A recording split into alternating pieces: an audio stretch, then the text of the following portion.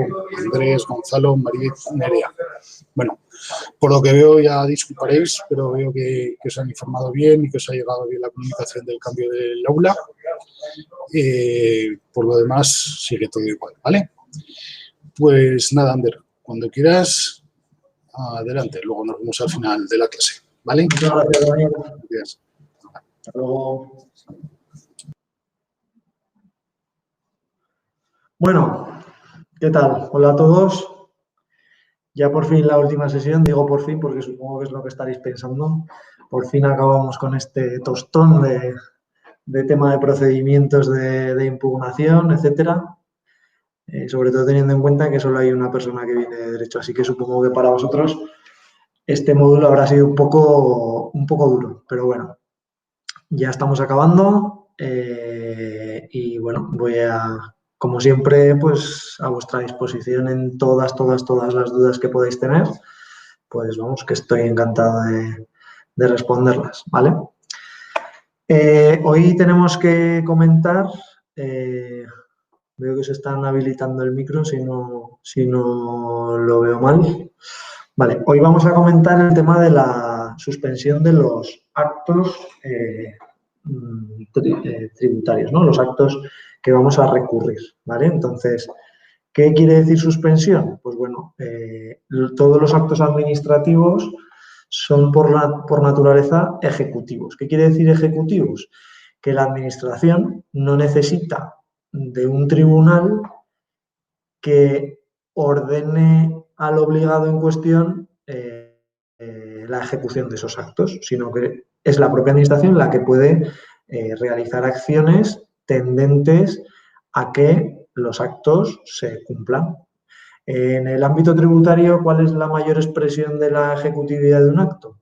Pues las actuaciones de recaudación que realiza la administración. Eso es la ejecución del acto, es decir, vale, yo ya le he comprobado a usted, ¿vale? De la comprobación que yo he hecho resulta una deuda de 1.000 euros. ¿Cómo lo voy a ejecutar? Bueno, pues voy a pasarle todo el expediente al órgano de recaudación que se va a encargar de cobrar la liquidación, siempre y cuando el contribuyente no lo haya hecho de forma voluntaria, ¿vale? Entonces, eso es la ejecución, el llevar un acto de liquidación a efecto, hacerlo efectivo, ¿vale? Entonces, dentro de las actuaciones de recaudación, pues ya sabéis pues, que hay muchos tipos, pues desde embargos hasta principalmente embargos, subastas, etc., ¿vale? Entonces, por supuesto, requerimientos, procedimientos de apremio, en fin, todo eso son es en lo que se materializan las actuaciones de comprobación, o dicho de otro modo, las actuaciones de ejecución de deudas o de créditos que puede hacer la administración tributaria, ¿vale? Claro, cuando nos notifican un acto de liquidación, aunque también puede ser actos de recaudación, ya sabéis que los recursos se pueden extender a cualquier acto, digamos, que haya puesto fin al procedimiento en general, y no, por lo tanto, no necesariamente tiene que ser un acto de liquidación, ¿vale? Pero, digamos, los actos de liquidación son los más fáciles para poner el ejemplo, ¿no? En este caso, un acto de liquidación, si nosotros sabemos que lo vamos a recurrir, pues nos tenemos que plantear, como ya decíamos en la primera sesión, si hay que pagarlo, si no lo podemos pagar, en caso de que no lo podamos pagar, de qué manera podemos pedir la suspensión, ¿vale? Y entonces, siempre que estemos en la situación de no podemos pagarlo, nos tendremos que plantear la suspensión, ¿vale? La suspensión quiere decir que, de alguna manera, y durante el tiempo que dure el procedimiento de impugnación o el procedimiento de revisión, según lo queráis decir, que la administración no pueda realizar actuaciones de ejecución, ¿vale? Actuaciones, en definitiva, de recaudación, ¿vale? Si se trata de una liquidación. ¿Vale? Entonces, en eso consiste la suspensión. Cuando yo recurro, solicito además que la administración no me ejecute el acto, ¿vale? Entonces, digamos que la suspensión vamos a tratarla en dos niveles. Una en lo que se refiere al recurso de reposición, ¿vale?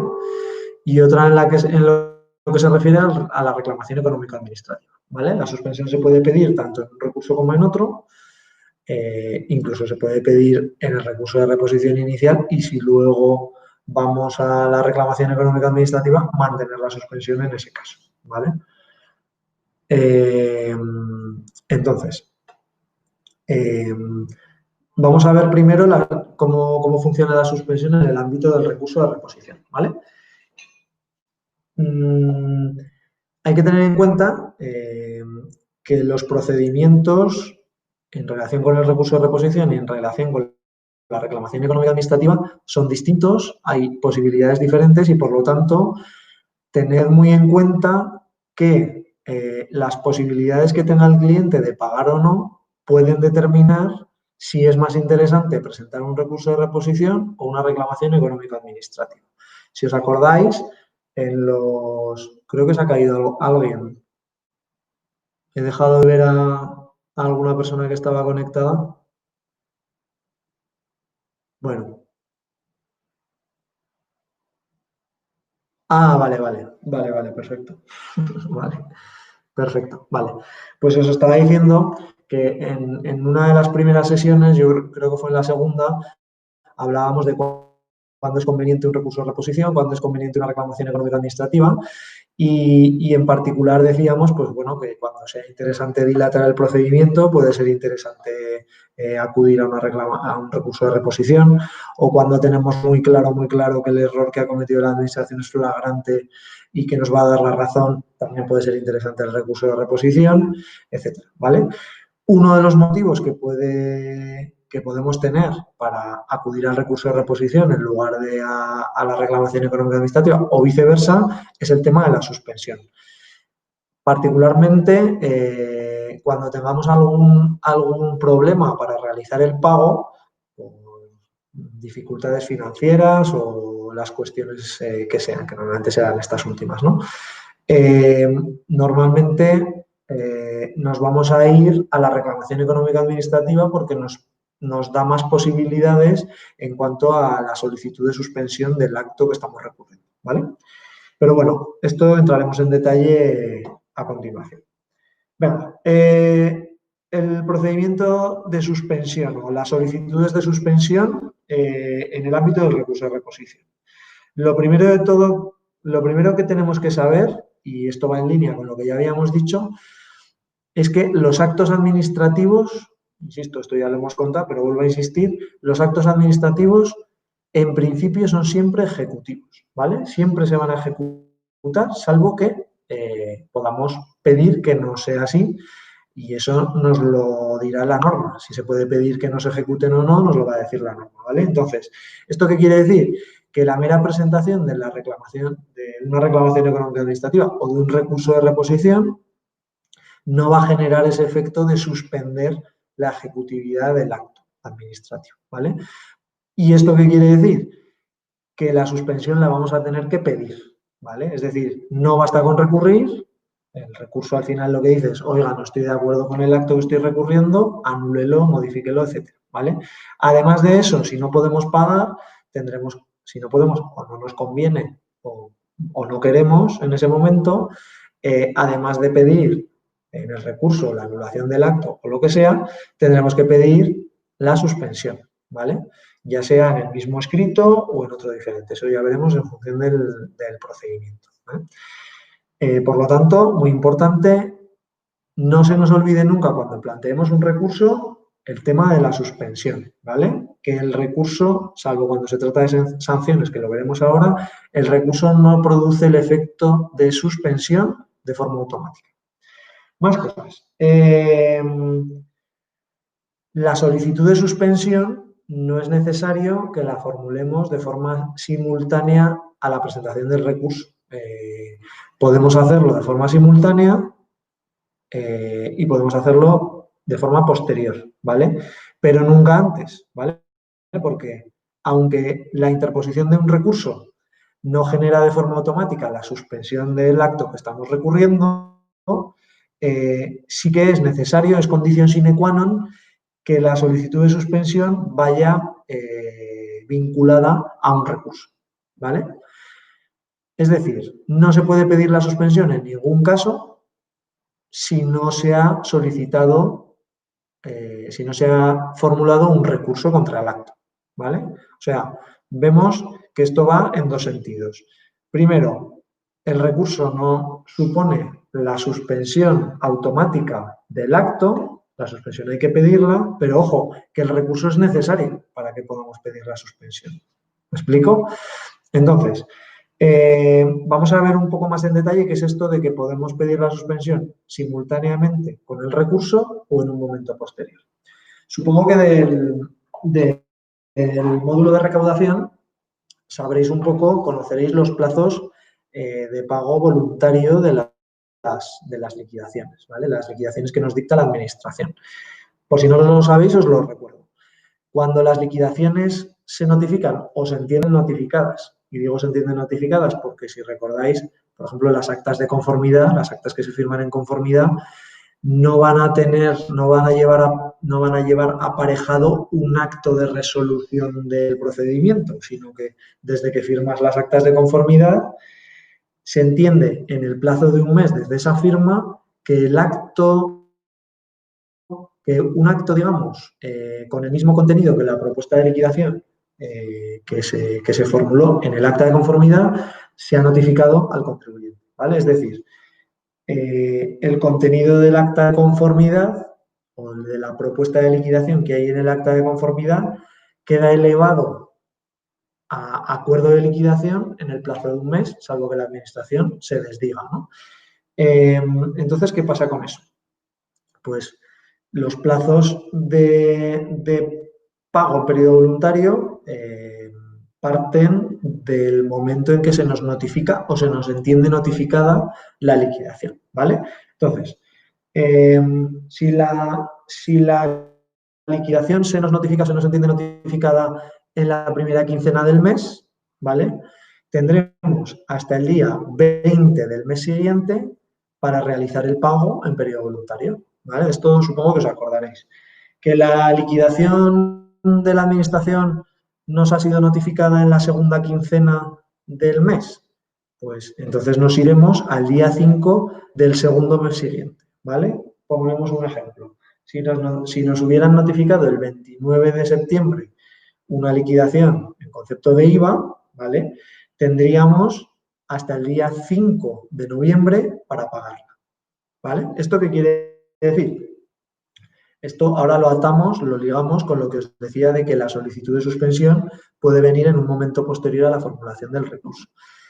Siguiendo con el ejemplo de la liquidación que nos han notificado el 29 de septiembre, si os acordáis, el plazo para recurrir, ya sea en reposición o ya sea por vía económico-administrativa, es de un mes. Con lo cual tendremos hasta el día 29 de octubre, salvo que el 29 sea festivo inhábil, a ver, 29 de octubre, que es jueves, tendríamos hasta el 29 de octubre para plantear el recurso, ¿vale? Sin embargo, tenemos hasta el día 5 de noviembre para pagar, ¿de acuerdo? Entonces, desde el día 29 de octubre hasta el día 5 de noviembre aún tendríamos plazo, si no hemos formulado la solicitud de suspensión en el mismo momento del recurso, tendríamos pues esos 6-7 días para solicitar la suspensión, ¿vale? Y esto es en lo que se plasma, digamos, el hecho de que podamos pedir la suspensión en un momento posterior al de la presentación del recurso, ¿vale? Y me diréis, oye, ¿y podemos presentar una solicitud de suspensión más allá del día 5 de noviembre? Es decir, una vez finalizado el periodo de pago voluntario. Pues sí, la respuesta es que sí. La solicitud de suspensión la puedes plantear en cualquier momento. ¿Cuál es el problema? Y esto sí que grabáoslo a fuego, por favor. Todos los temas de recaudación son temas muy peleagudos. ¿Por qué? Porque si fallamos en algún tema recaudatorio, ¿qué pasa? Que se van a devengar automáticamente los recargos del periodo ejecutivo. Y esos recargos del periodo ejecutivo, pues pican. El más pequeño es un 5% y podemos tener hasta un 20%, etcétera, ¿vale? Entonces, claro, si estamos hablando de una deuda de 100 euros, pues no pasa nada porque nos apliquen un 5% porque son 5 euros. Pero si estamos hablando de una deuda de 1 millón de euros, pues un 5% es una pasta, ¿vale? Entonces, por eso sí que os recomiendo que seáis muy cautos con el tema recaudatorio y cubriros todo lo que sea necesario cuando un cliente quiera que pidáis la suspensión y sobre todo en los casos en los que no nos aporten, el cliente no pueda aportar las garantías preferentes que veremos a continuación, ¿vale? ¿Por qué? Porque un fallo desde el punto de vista recaudatorio supone un encarecimiento de la deuda que tiene que pagar el contribuyente, ¿vale? Entonces, os decía, ¿se puede pedir la suspensión en un periodo ejecutivo? Se puede pedir. Y si cumplimos los requisitos, nos darán la suspensión. Pero ¿cuál es el problema? Pues que estando ya en periodo ejecutivo, al menos un recargo del 5% se habrá devengado, ¿vale? No sé si recordáis los recargos del periodo ejecutivo, pues un 5% una vez que ya estás en periodo voluntario, eso sí o sí.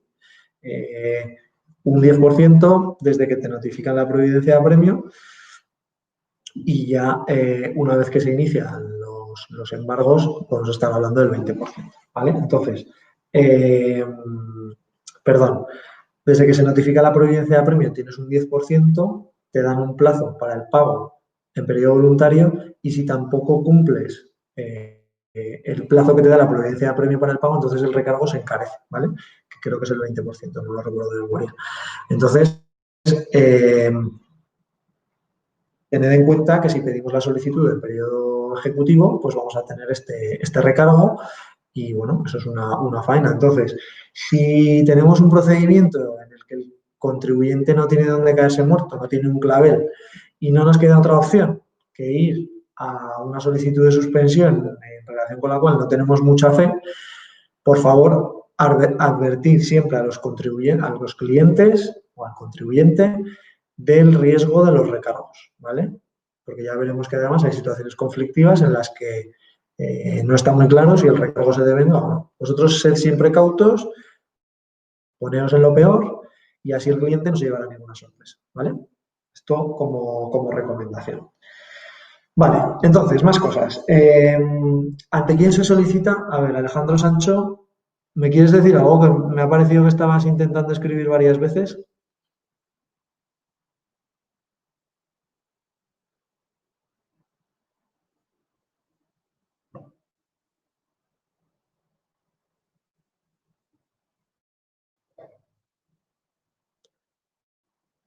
Yo insisto en que si tenéis preguntas, activáis el micrófono y digamos, la clase es mucho más fluida, mucho más ágil. A ver, que si pedimos la suspensión fuera del periodo voluntario, por ejemplo, un día después.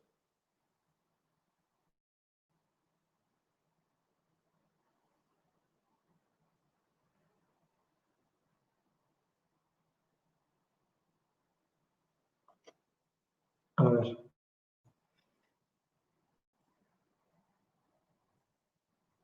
A ver, si el recargo del periodo voluntario, entiendo que te refieres al recargo que te giran cuando presentas una autoliquidación fuera de plazo, sin requerimiento previo.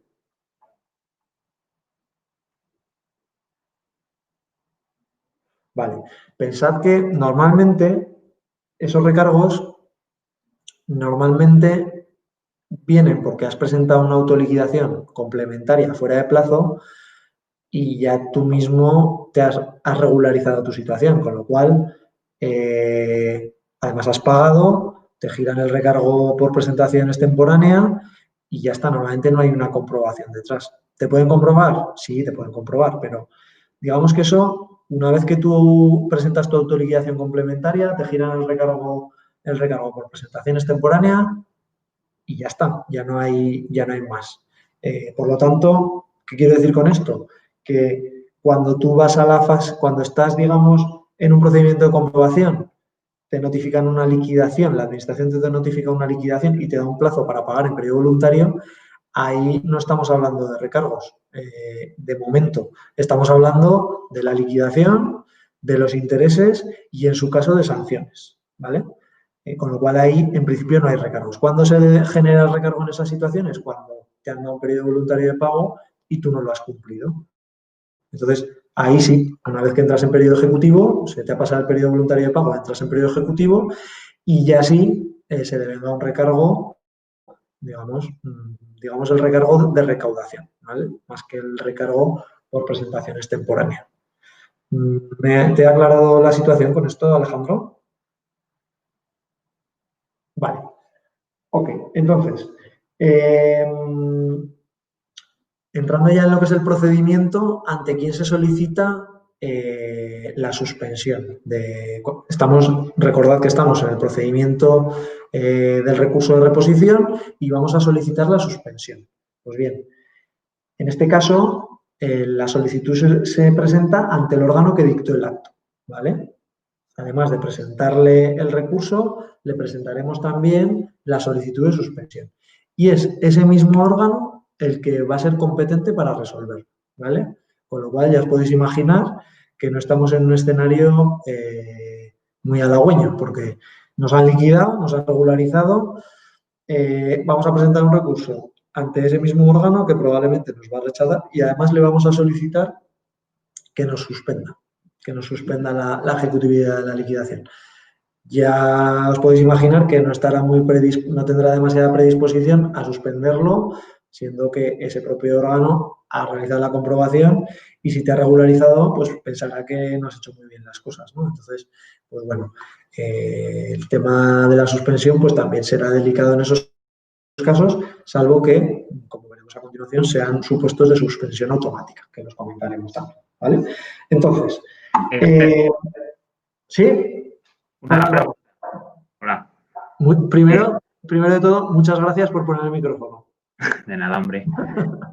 Yo la pregunta que me hago es, pero esto de la suspensión, ¿se podrá tendrá sentido solicitarla o tendrá sentido esperar que te la aprueben cuando el órgano que la tenga que conceder crea que está mal liquidada, ¿no? No por otra causa.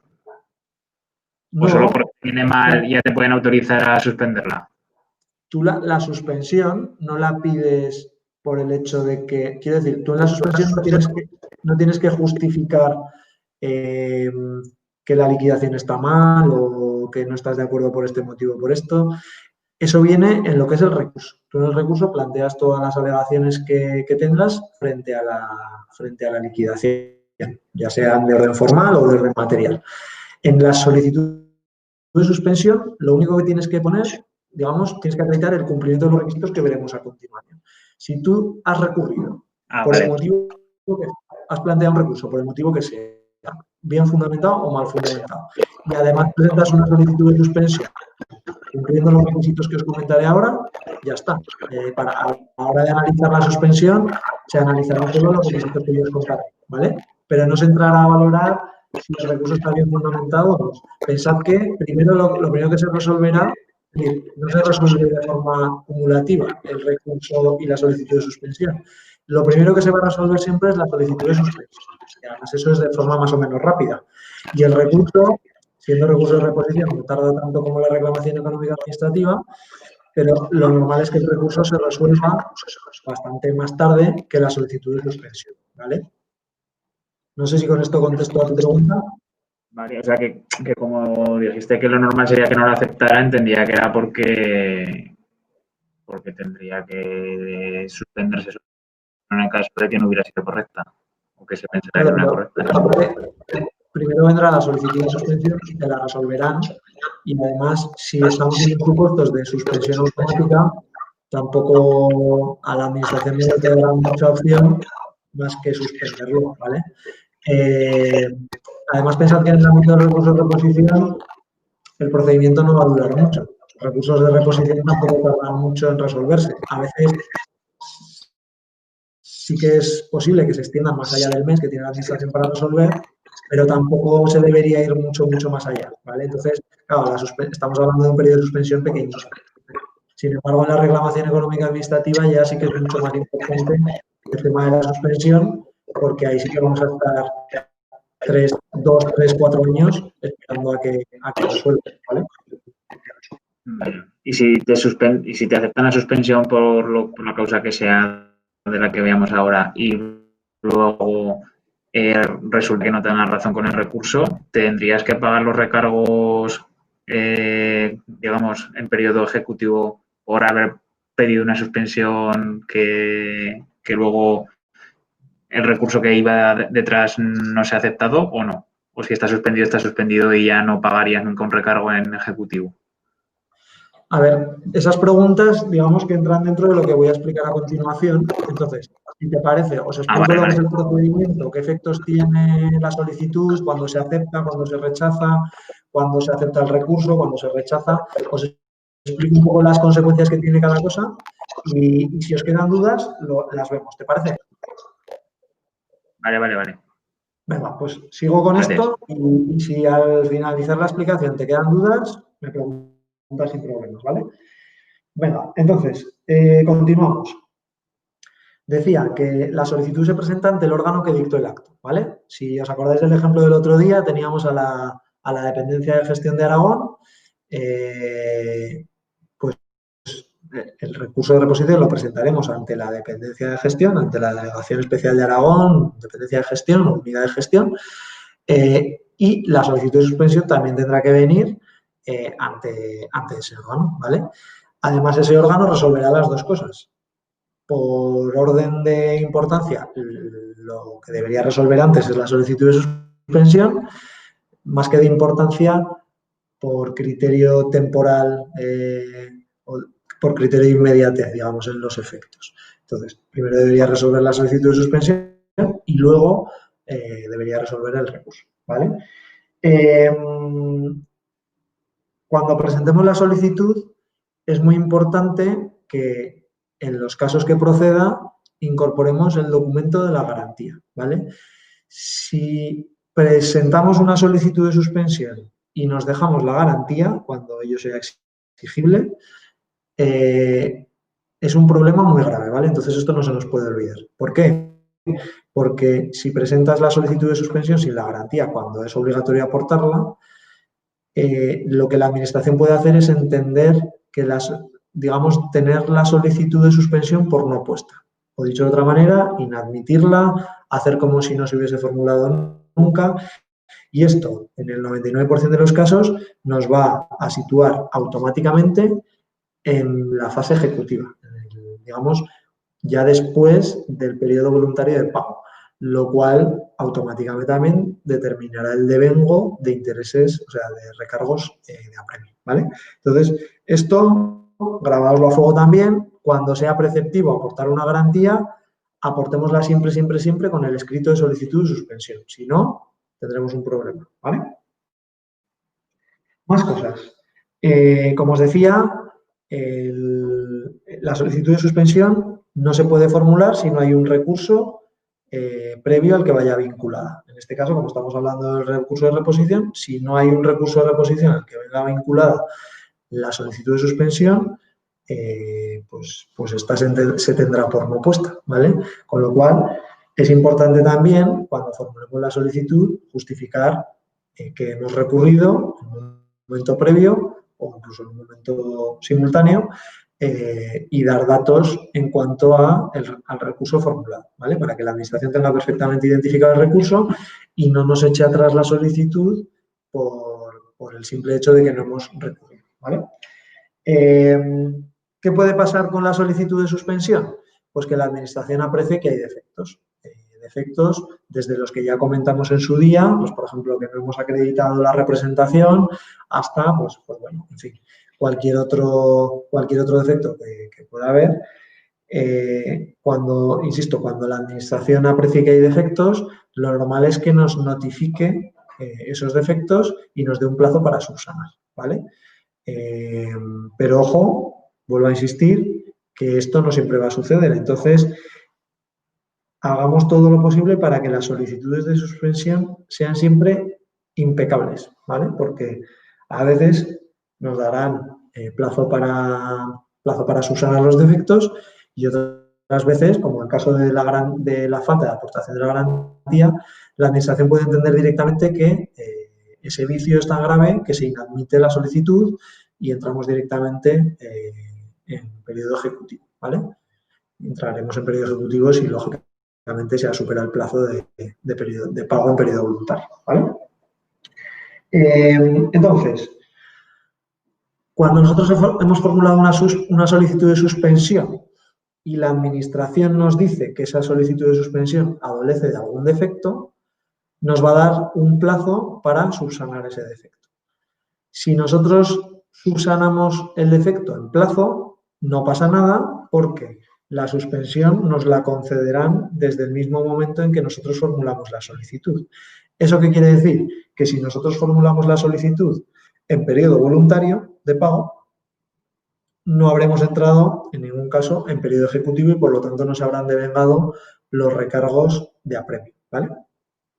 Por el contrario, puede pasar que nosotros hayamos formulado la solicitud en periodo ejecutivo. Bueno, si luego frente a esa solicitud nos notifican un defecto y nosotros en plazo aportamos pues, los documentos que hubiese que aportar para subsanar ese defecto, bueno, pues la solicitud se suspenderá, digamos, la ejecutividad de la liquidación o del acto que estamos recurriendo se suspenderá.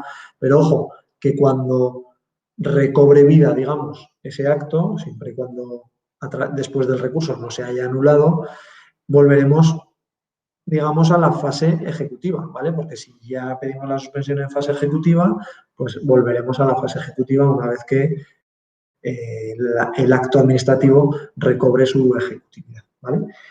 Más cosas. Puede que hayamos solicitado la suspensión en periodo voluntario, ¿vale? Que nos hayan notificado un defecto y que no hayamos subsanado el defecto, ¿vale? No hayamos aportado lo que nos piden o lo que sea. En ese caso, si hemos pedido, insisto, como hemos pedido la solicitud en periodo voluntario, en el acto en el cual nos notifiquen que no se han subsanado los defectos y que por lo tanto no nos conceden la suspensión, nos darán automáticamente periodo voluntario de pago. Como formulamos la solicitud de suspensión en periodo voluntario de pago, una vez que desestimen nuestra solicitud, nos darán otra vez periodo voluntario de pago. ¿De acuerdo?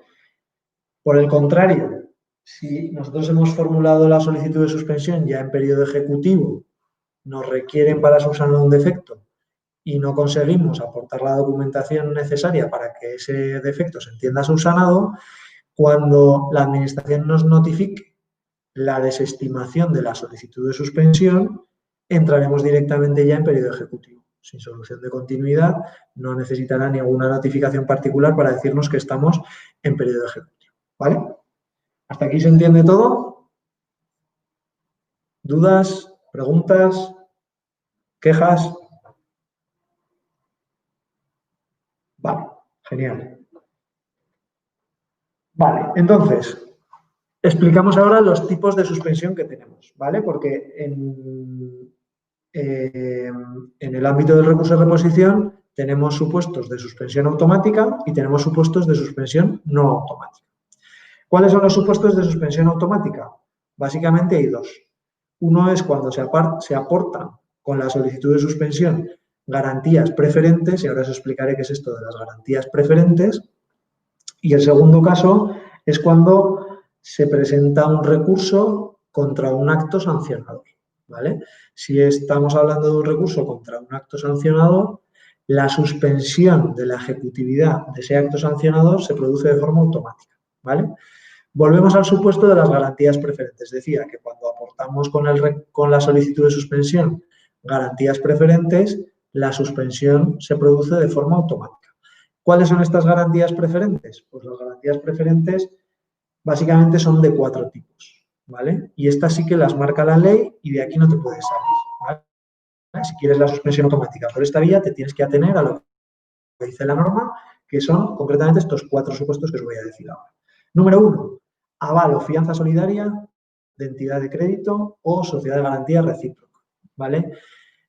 Este es el caso más habitual. De hecho, hasta tal punto es el más habitual que normalmente al cliente le decimos que tiene 2 posibilidades, o pagar o avalar, ¿vale? Avalar en el sentido de aporte usted un aval de una entidad financiera, ¿vale? ¿Hay más supuestos? Sí, pero el más habitual es el aval y por eso dice, oye, tienes la posibilidad de pagar o avalar, ¿vale?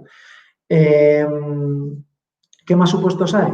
Tenemos también el supuesto del seguro de caución, ¿vale? Esto es un seguro, uno pasa a una entidad aseguradora y dices, oiga, necesito un seguro de caución para aportar en este procedimiento y que se me conceda la suspensión automática, ¿vale? Tercer supuesto, depósito de dinero o valores públicos. ¿Qué quiere decir esto? Que si yo cojo el dinero que me han liquidado porque lo tengo y en lugar de pagárselo a Hacienda, lo que hago es constituir un depósito, pido un certificado que acredite la constitución de ese depósito y se lo doy lo presento con la solicitud de suspensión, también me deberían conceder de forma automática la suspensión, ¿vale? Y por último, fianza personal y solidaria de contribuyentes de reconocida solvencia, ¿vale? Pero este último supuesto es, digamos, el más excepcional de todos porque solo se puede dar cuando la norma así lo establezca, ¿vale? Y si me preguntáis, oye, ¿en qué supuestos la normativa permite que se aporte una fianza personal y solidaria de un contribuyente de reconocida solvencia? Yo no he visto ningún supuesto, ¿vale? Nunca he leído una norma que prevea eso expresamente. Así que, este caso, si os olvidáis de él, tampoco pasa nada porque va a ser raro que os lo encontréis, ¿vale? Álvaro, cuéntame.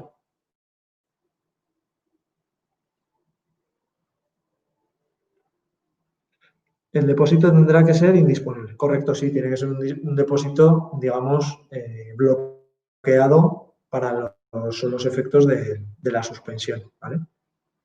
También te digo, en confianza, que tampoco he tenido nunca que verme en la situación de constituir un depósito, ¿vale? De hecho, pensad que, y esta reflexión ya la hicimos en la primera sesión, pensad que actualmente los intereses de demora están al 3,75. Ya sabéis que los intereses, tanto lo que es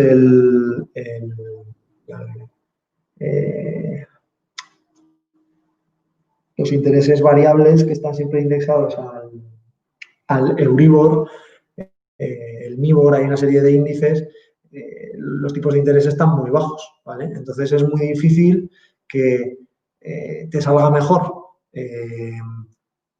tener un depósito en una entidad financiera que te dé una rentabilidad de X y que eso sea más interesante que pagar la deuda tributaria ante el riesgo de tener que liquidar un interés del 3,75. Ahora es muy difícil que cualquier entidad financiera o, en definitiva, cualquier entidad te dé un interés superior o igual al 3,75. Entonces, ¿qué pasa? Que normalmente va a ser más conveniente decir, oye, pago y al final si pierdo, ¿qué me ahorro? Pues me ahorro el haber pagado intereses al 3,75 durante todo este tiempo, ¿vale? Si yo hubiese depositado, digamos, constituido ese depósito para obtener la suspensión, si luego pierdo, ¿qué pasa? Que tendré que pagar intereses de demora por todo el periodo hasta que se resuelva. Los tendré que pagar al 3,75. Mientras tanto, el depósito que yo he constituido en el banco seguro que no me ha dado un 3,75, con lo cual he perdido pasta. Por eso yo os decía en la primera sesión que normalmente lo que hago con los clientes es recomendarles pagar si se puede. Y solo nos vamos a ir al supuesto de no pagar en los casos en los que no nos quede otra alternativa, porque las posibilidades o los recursos financieros con los que cuente la empresa sean muy pobres, ¿vale?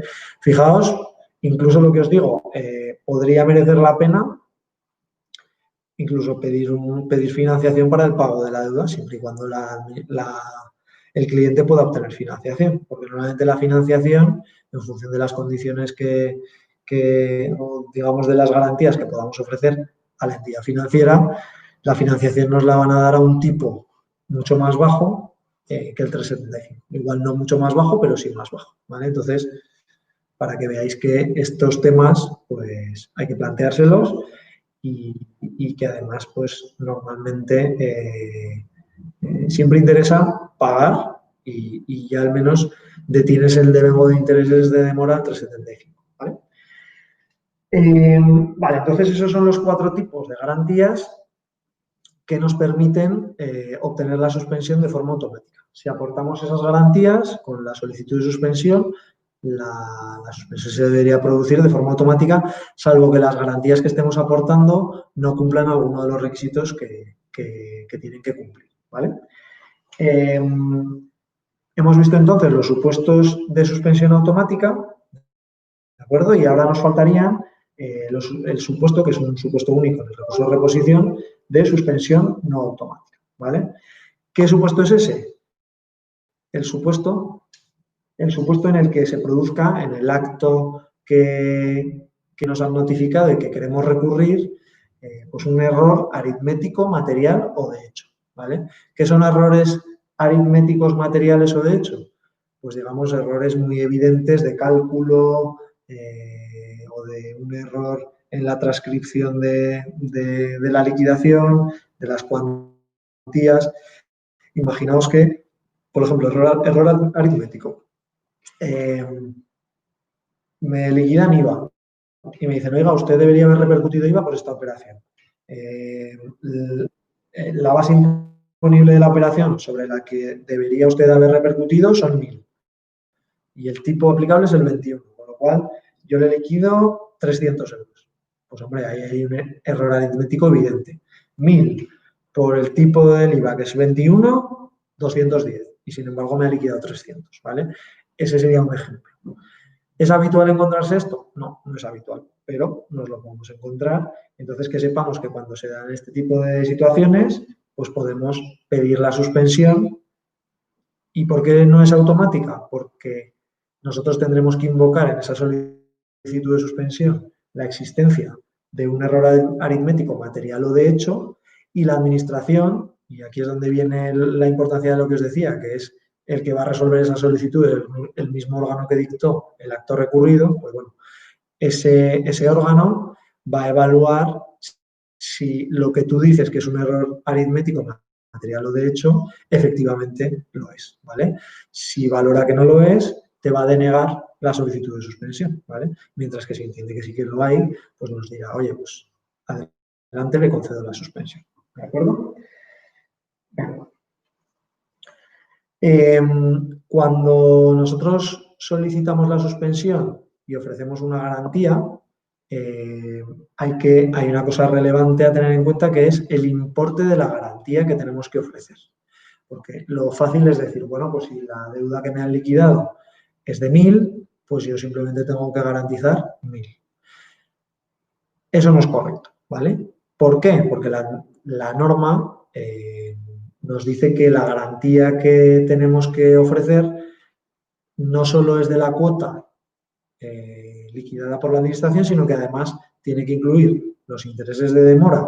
Ojo, no solo los intereses de demora que nos haya liquidado la administración hasta el momento en que se haya dictado el acto que recurrimos, sino además los intereses que se puedan generar durante el periodo de suspensión, ¿vale?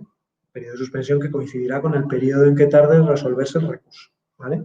Aquí, pensad una cosa, si estamos hablando de pedir la suspensión en el proceso, digamos, durante el tiempo, a ver, pregunta de María, ¿y si la deuda está en ejecutiva? Si la deuda está en ejecutiva,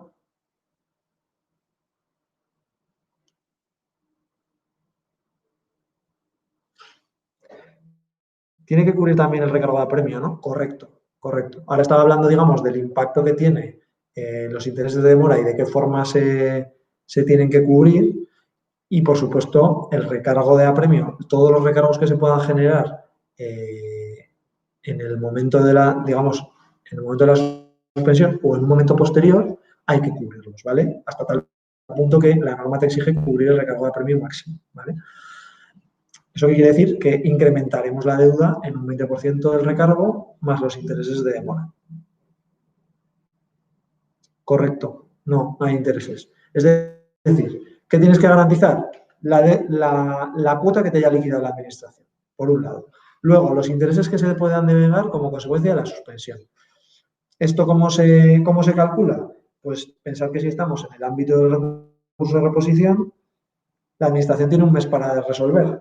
Si se pasa de ese mes, acordaos que ya no se devengan intereses de demora, con lo cual solo tendrás que garantizar un mes de intereses de demora. Y además, un recargo de apremio eventual, oye, no has dejado de pagar. Igual no se devenga el recargo de apremio, pero aún así tú tienes que garantizar un 20% adicional. ¿Vale? Con lo cual, cuota, intereses de demora máximos que se puedan devengar en el marco del recurso que estás interponiendo y, por último, recargo de apremio al 20%, ¿vale? ¿Con esto queda claro este punto, María? Fenomenal. Vale. Entonces, hay algunos casos especiales, por ejemplo, cuando el recurso no afecta a la totalidad de la deuda, ¿vale? Imaginaos que nos han liquidado el impuesto sobre sociedades y, en particular, unas amortizaciones que habíamos practicado por encima de las tablas fiscales y luego una provisión por deterioro de cartera que nosotros, pues, se nos olvidó y no hicimos ajuste, ¿vale? Imaginaos que estamos de acuerdo con este segundo punto, pero no estamos de acuerdo con el primero, ¿vale? Con el tema de las amortizaciones. Bueno, pues nos van a dictar una liquidación que tendrá dos elementos, pero nosotros podemos recurrir solo uno de ellos, ¿vale? Cuando estemos hablando de ese supuesto, tendremos que pagar la parte que no estamos recurriendo, ¿vale? Y por el contrario, podremos suspender. Por lo tanto, tendremos que garantizar, si queremos que la suspensión sea automática, los importes sobre los que sí que se extiende el recurso, ¿vale? A los que se refiere el recurso. ¿De acuerdo? Más cosas. Hay que determinar siempre el alcance temporal de la suspensión. ¿Esto qué quiere decir? Que si nosotros nos planteamos que el recurso se va a extender hasta la vía judicial, pues habrá que plantear ya en la propia garantía cuál es la extensión de esa garantía. Normalmente, en el ejemplo más sencillo, que es el aval, tendremos que decirle a la entidad financiera que extienda la garantía durante el tiempo que dure el procedimiento del recurso de reposición, la reclamación económica administrativa y, en su caso, el recurso contencioso administrativo que proceda posteriormente, ¿vale? Eso es muy importante que en el aval esté contemplado. ¿Por qué? Porque si, por ejemplo, el aval contempla solo el recurso de reposición, cuando finalice el recurso de reposición nos desestimen y queramos presentar una reclamación económico-administrativa, o bien nos acordamos de que el aval hay que rectificarlo para que, digamos, amplíe sus efectos al ámbito de la reclamación económico-administrativa, o podemos tener un problema, ¿vale? Un problema que puede ser que nos pidan subsanación, o puede ser más grave que directamente nos digan que hemos entrado en ejecutiva y que directamente se generan los recargos, ¿vale? Con lo cual, yo normalmente siempre, cuando pido avales, pido que se extiendan a la vía contencioso administrativa, ¿vale? Así no hay duda, digamos, del ámbito temporal o, digamos, de los efectos que puede tener el aval, ¿vale? Pero bueno, ahí ya, pues, cada uno que se aclare con el cliente. Yo, mi recomendación siempre es esa y normalmente el cliente tampoco plantea problemas. Lógicamente, cuanto mayor sea la extensión del aval, pues entiendo que más costes habrá para el cliente, pero digo costes por parte de la entidad financiera. Pero bueno, eso ya es una cosa que tendrá que valorar el cliente en cuanto a sus costes y lo que le convenga en cada momento, ¿vale? Más cosas. Como decía antes, nosotros digamos, el procedimiento es que nosotros formulamos una solicitud, acompañamos los documentos que haya que acompañar, ¿vale? Y, en su caso, la administración nos pedirá que subsanemos si entiende que hay algún defecto.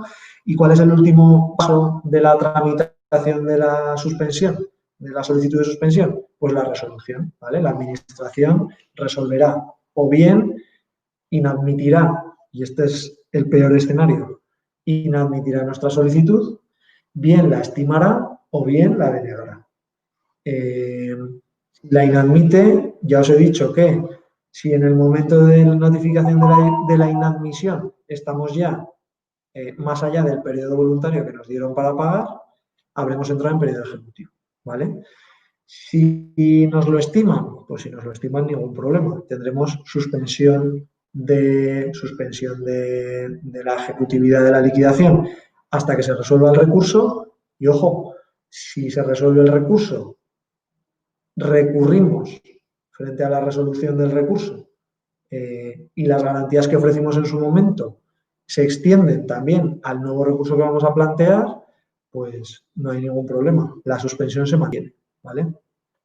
Si se desestima nuestra solicitud, pues entonces, lo que os decía antes, desestimación que viene, digamos, respecto de una solicitud planteada en periodo voluntario, no pasa nada.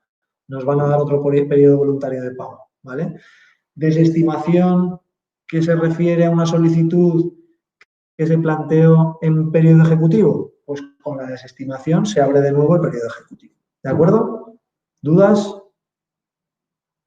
¿Cuestiones? ¿Cualquier comentario? ¿No? Vale. Como última cuestión, en relación con la suspensión en el curso de un recurso de reposición, tenemos la cuestión relativa a si el acto por el cual se resuelve una solicitud de suspensión es un acto recurrible o no. Y la respuesta es que sí, ¿vale? Una pregunta, Ander. Sí, dime, Alejandro. De lo dicho ahora, ¿qué diferencias hay entonces entre que sea inadmitida y desestimada ya en periodo ejecutivo? Vale, si la solicitud se inadmite, quiere decir que es como si no hubieras planteado nunca la solicitud, ¿vale? ¿Eso qué quiere decir? Que si cuando te notifican la inadmisión, vamos a poner un ejemplo que es como mejor se ve.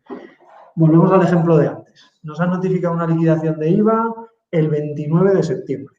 Tenemos un mes para recurrir hasta el 29 de octubre. Y además, el día 5 de noviembre finaliza nuestro plazo voluntario de pago. ¿De acuerdo? Recurrimos, presentamos el recurso el día 28 de octubre. Y el mismo día 29, porque yo también os digo que yo normalmente intento presentar la solicitud de suspensión dentro del plazo del recurso, ¿vale? No pasa nada si lo haces más tarde, pero yo siempre me quedo más tranquilo porque así ya dejo todo cerrado, ¿no? Ya presento el recurso y además solicito la suspensión. Bueno, pues en este ejemplo que os pongo, hemos presentado el recurso el día 28 y hemos solicitado la suspensión el día 29. Si el día 6, por poner un ejemplo extremo ahí, digamos, rozando el palo con los plazos, si el día 6 la administración me notifica la inadmisión de mi solicitud de suspensión, yo directamente entro en ejecutiva y ya tengo de regalo los recargos de apremio, ¿vale? Sin embargo, si cuando me resuelve la administración el día 6 lo que hace no es inadmitir, es desestimar, ¿vale? Entonces me va a abrir un nuevo plazo voluntario de pago. Me habrá notificado el día 6 esa resolución desestimatoria, digamos, desestimando, valga la redundancia, la solicitud de suspensión, pero me va a dar un nuevo plazo voluntario de pago que será, digamos, el día 20 de diciembre, ¿vale? Porque ¿cuándo ha venido la resolución desestimatoria? En la primera quincena del mes de noviembre.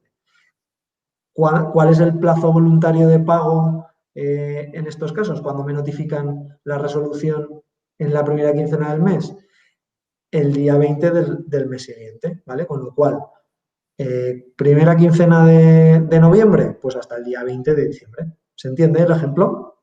Sí, gracias. Vale, fenomenal. Y luego María me decía también, en la garantía el tipo de interés es el legal, ¿no? Correcto. Muy bien apuntado. Cuando tú presentas una solicitud de suspensión y la garantía que ofreces es una garantía de las prioritarias, el interés que, digamos, a partir de ese momento, el interés que se va a devengar es el interés legal, ¿vale? Ojo, porque esto no sucede con todas las garantías. Hablaba de las garantías prioritarias, los avales, los que hemos comentado, ¿no? Que no me lo sé ni de memoria. El aval, el seguro de caución, el depósito de dinero a valores públicos. En esos casos, el interés que se devenga es el interés legal a partir de ese momento. Pero, ojo, veremos ahora en la reclamación económica administrativa que se pueden ofrecer otro tipo de garantías, ¿vale? Cuando ofreces otro tipo de garantías, el interés que se devenga ya no es el legal, sigue siendo el interés de demora, ¿vale? Que es la pregunta que me hacías ahora, si ofreces, que aquí ya hemos visto que no se puede, pero en la reclamación económica administrativa sí. Si ofreces una hipoteca sobre un bien inmueble como garantía de pago de la deuda tributaria, en esos casos ya no tienes, digamos, ese beneficio de que el interés que se devengue pase a ser el legal, ¿vale? Por lo tanto, seguirá siendo el interés de demora, ¿de acuerdo? La diferencia entre el interés legal y el interés de demora es del 3,75 al 3 o el 3,25, no me acuerdo ahora. Por lo tanto, cuando estamos hablando de cuantías elevadas, pues puede ser mucho dinero, ¿vale? Perfecto. ¿Dudas? Vale, me he quedado, digamos, explicando, como no sé si se me ha entendido bien, termino de explicar que la resolución que nos notifiquen en cuanto a la solicitud de suspensión, pues sobre todo cuando sea desestimatoria o de inadmisión, esa resolución es recurrible, ¿vale? Es recurrible en la vía económico-administrativa. Es decir, si me notifican un acto en el que me dicen, oiga usted, no ha justificado suficientemente que aquí existan, por ejemplo, errores materiales, aritméticos o de hecho, y por lo tanto desestimo su solicitud de suspensión. Bueno, pues en esos casos yo esa resolución desestimatoria la puedo recurrir en el plazo de un mes frente a un tribunal económico administrativo, ¿vale? Bueno, pues esto en cuanto a la solicitud en el marco de las reclamaciones o los recursos de reposición. ¿Qué pasa con la reclamación económica administrativa? Pues en cuanto a la reclamación económica administrativa, las solicitudes de suspensión son un poco diferentes, ¿vale? Y yo diría que son mejores para el contribuyente. ¿Por qué? Porque plantean algunas posibilidades adicionales que no tenemos en el recurso de reposición.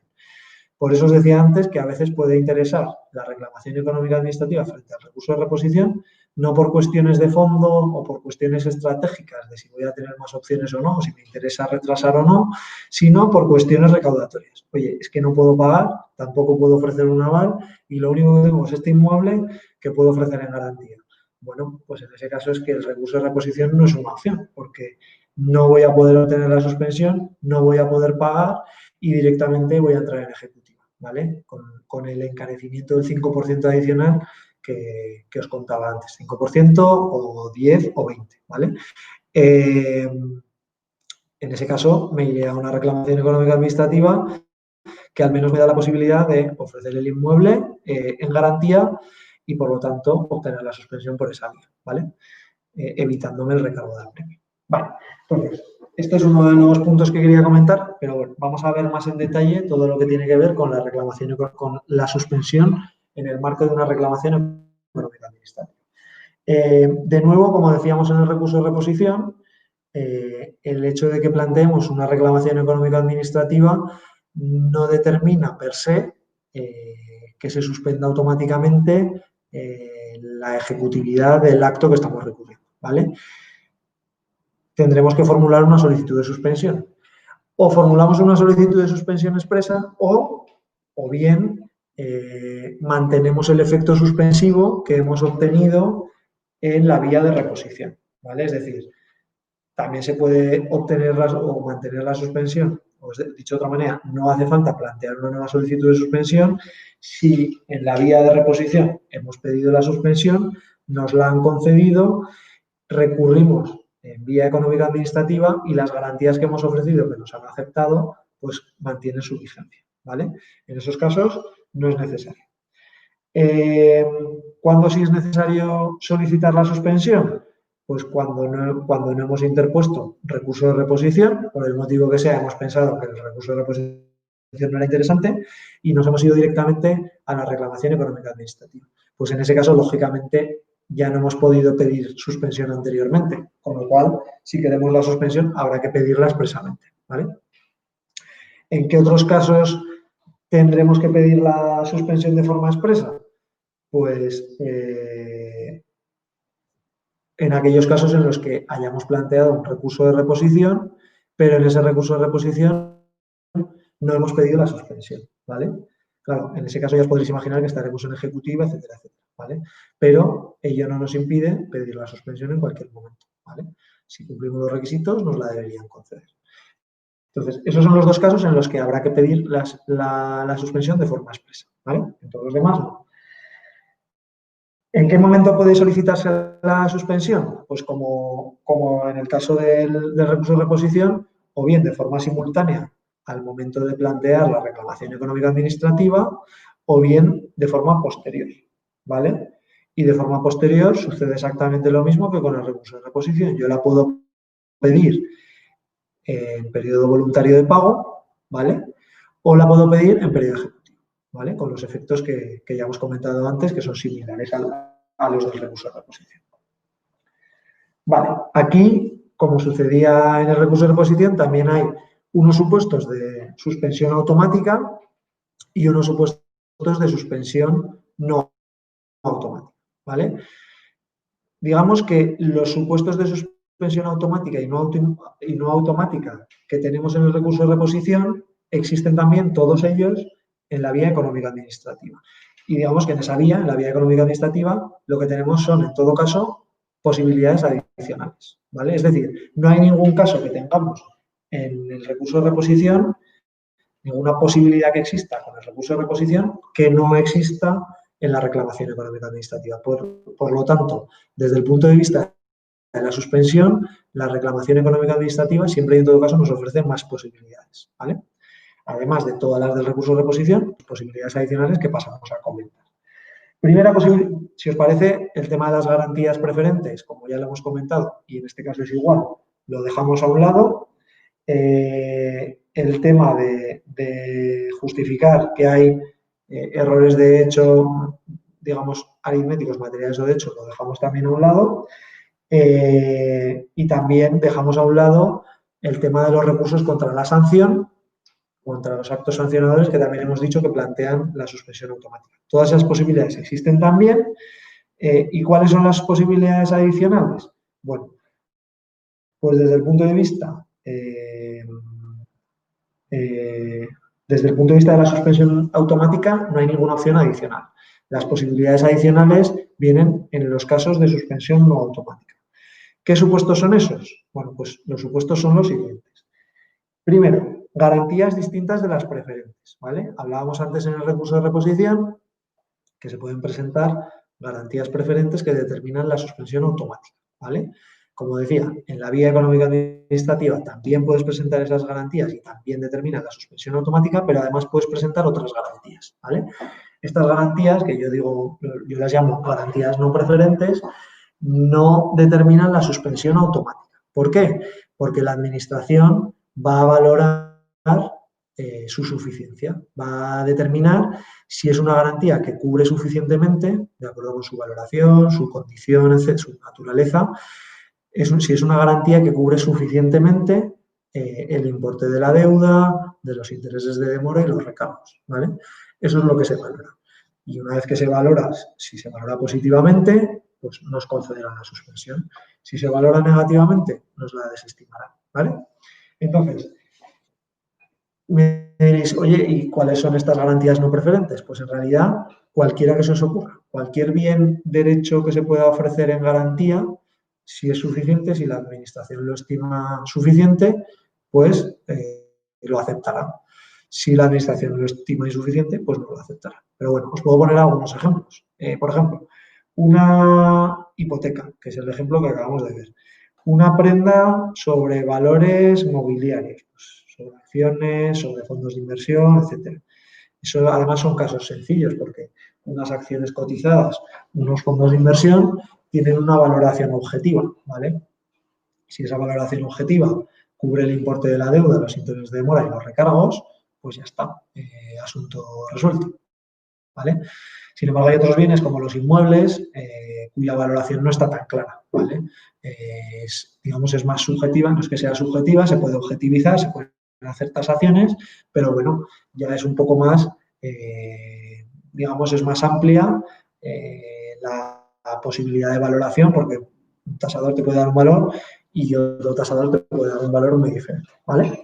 Entonces, supuestos que se pueden dar de hipotecas, de garantías no preferentes, pues eso, hipotecas, prendas, puedes ofrecer en garantía un derecho de crédito que tengas contra un cliente, un deudor, ¿vale? Posibilidades hay muchas, ¿vale? Y como os decía, casi las que se os ocurran. Otra cosa es que la administración, el órgano que tiene que valorar la suficiencia de la garantía, pues os lo acepte o no, ¿vale? ¿Qué otras posibilidades? Digamos, esta es la primera de las posibilidades adicionales que existen en la vía económico-administrativa y que no existe en el recurso de reposición. ¿Qué más opciones tenemos? Pues tenemos el caso de dispensa total o parcial de garantías, ¿vale? ¿Qué supone la dispensa total o parcial de garantías? Que de alguna manera nosotros cursemos una solicitud en la que pidamos que a su vez no se nos pidan garantías para obtener la suspensión, ¿vale? Para poder pedir que no se nos requieran garantías, tendremos que acreditar que la ejecución del acto, primero que no podemos pagar, ¿vale? Porque si podemos pagar ya no procede. Y segundo, que de ejecutarse el acto y luego se gana el recurso, aun habiendo ganado el recurso, se perderían, digamos, se producirían perjuicios de difícil o imposible reparación. Es decir, si usted ejecuta el acto ahora y luego yo gano el recurso, no me va a servir de nada ganar el recurso porque los daños que se habrán producido con la ejecución del acto habrán sido tan graves que de alguna manera el recurso habrá perdido su finalidad, ¿vale? Entonces, esto no es nada sencillo, claro, porque tienes que acreditar de alguna manera que los daños que puede producir la ejecución del acto son tan graves que aunque luego ganes el recurso, pues ya te da igual de alguna manera ganar el recurso.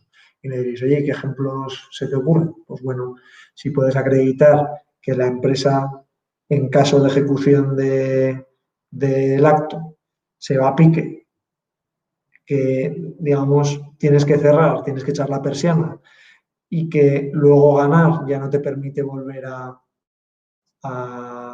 iniciar la actividad por el motivo que sea, pues porque ya la competencia ocupa tu lugar y ya no te deja entrar en ese mercado. No sé, los motivos que se os ocurran, pues en esos casos podremos obtener la suspensión. Ya os digo que no es nada sencillo, yo lo he intentado un par de veces y no lo he conseguido, ¿vale? No es fácil obtener la suspensión por esta vía, ¿vale?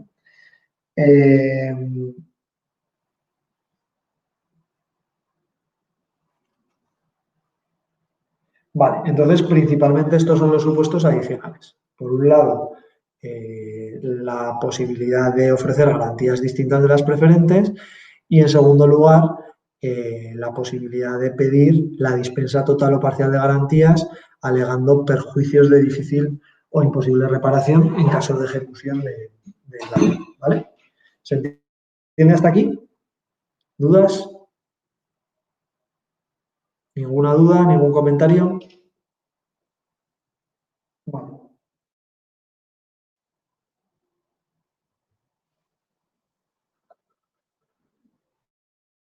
Ok. Pasamos, si os parece, a ver los requisitos de la solicitud de suspensión, ¿vale? Como os decía antes, la solicitud de suspensión tiene que cumplir una serie de requisitos. Ya os imaginaréis, porque ya lo he anticipado un poco, que uno de los requisitos es acompañar la garantía en los casos en los que se ofrezca una garantía, ¿vale? Pero ¿qué más requisitos hay que cumplir? Pues en el ámbito de las reclamaciones económicas administrativas, normalmente la solicitud se tiene que hacer en escrito independiente.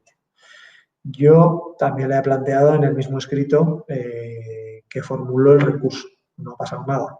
Pero bueno, como la norma dice que se haga en escrito independiente, mi recomendación es que lo hagáis siempre en escrito independiente, ¿vale? Al final, la norma, pues lo que diga, lo cumplimos.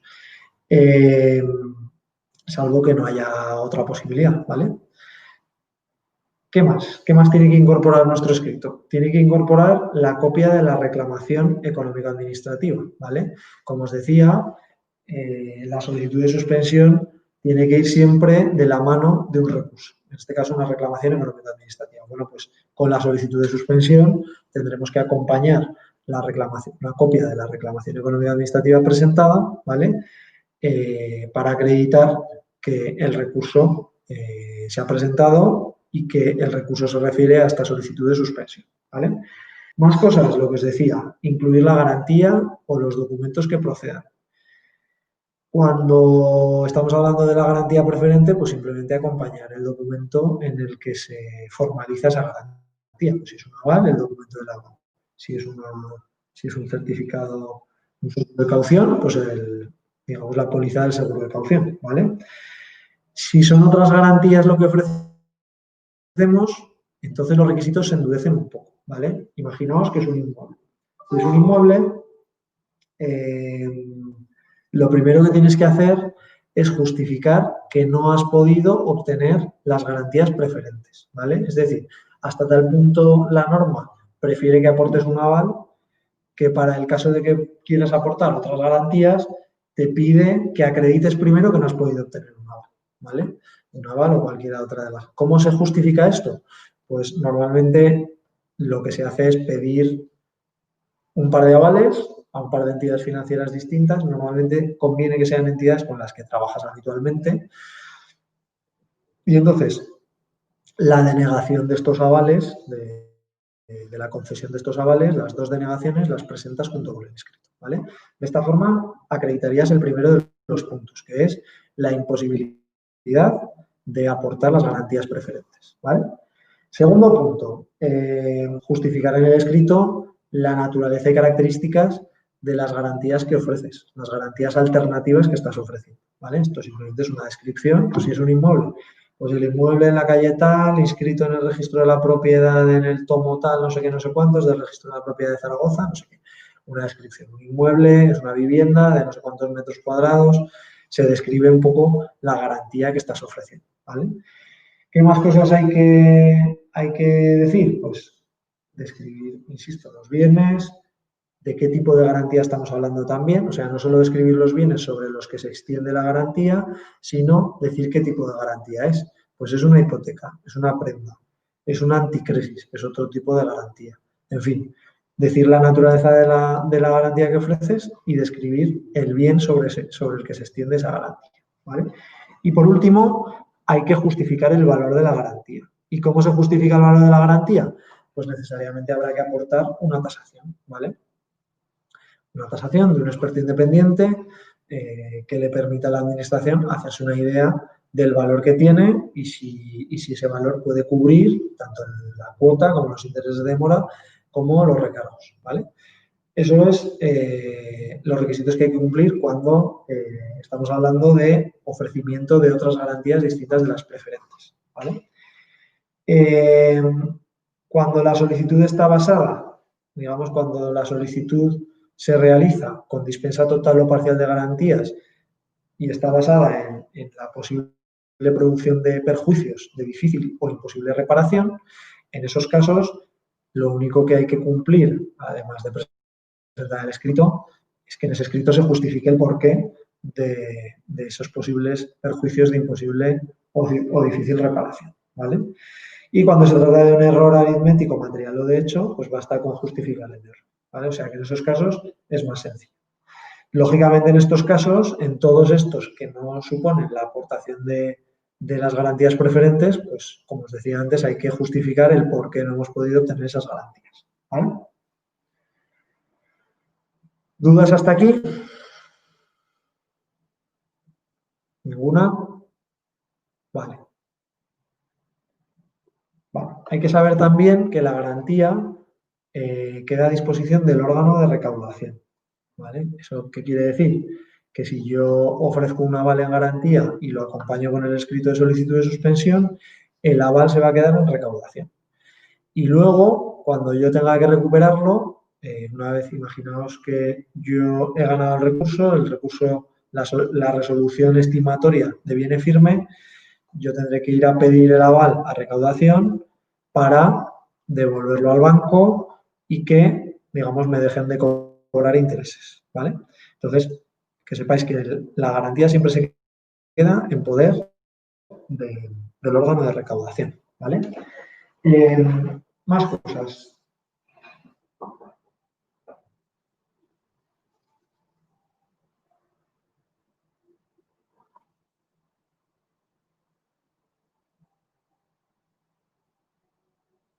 Vale.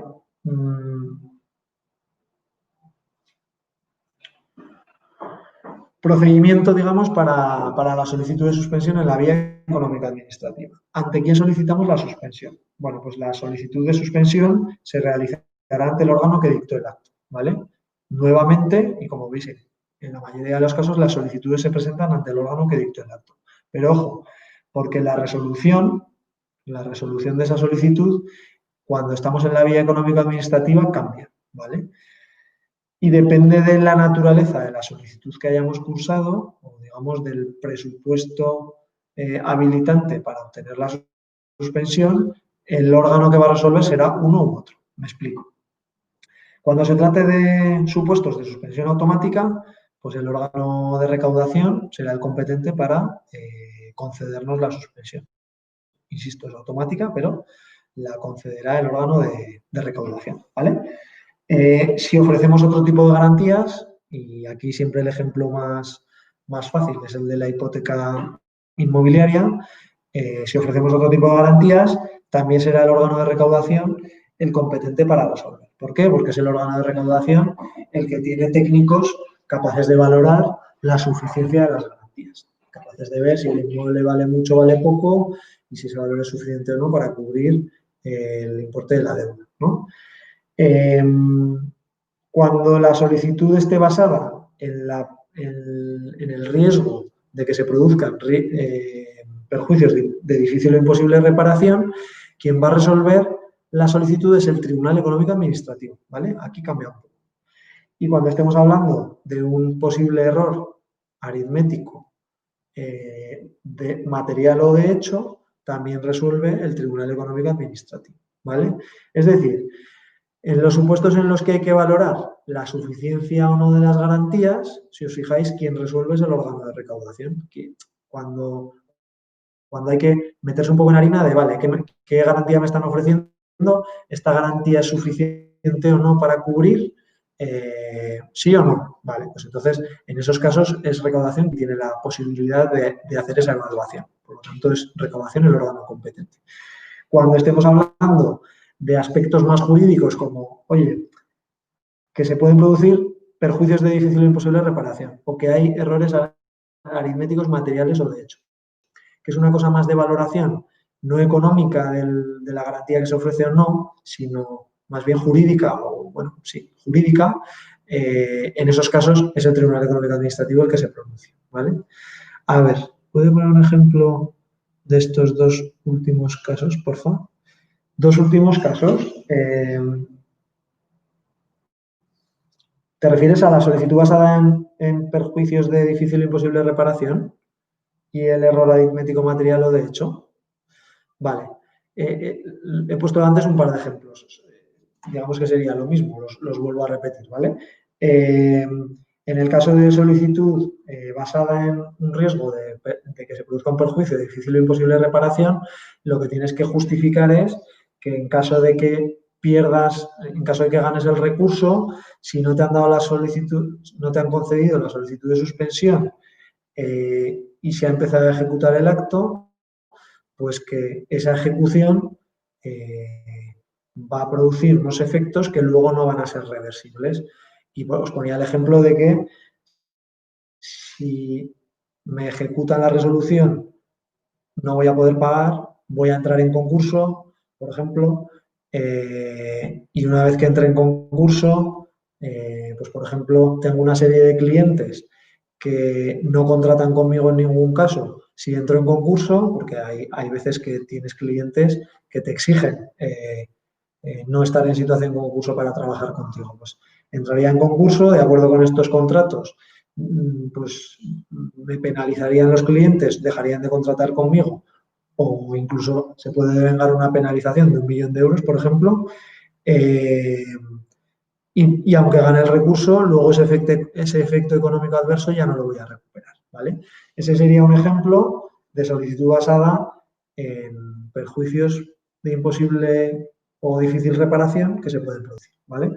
El caso de error aritmético material o de hecho, pues antes os ponía el ejemplo de una liquidación por IVA que me dicen que tengo que repercutir IVA sobre 1.000 al tipo del 21% y sin embargo la liquidación en lugar de ser 210 es 300 euros, ¿vale? Pues ese es justificar que eso es un error aritmético material o de hecho es lo que nos permitiría ir por este lado, ¿vale? ¿Te han servido esos dos ejemplos? ¿O no iban por ahí la pregunta? Vale.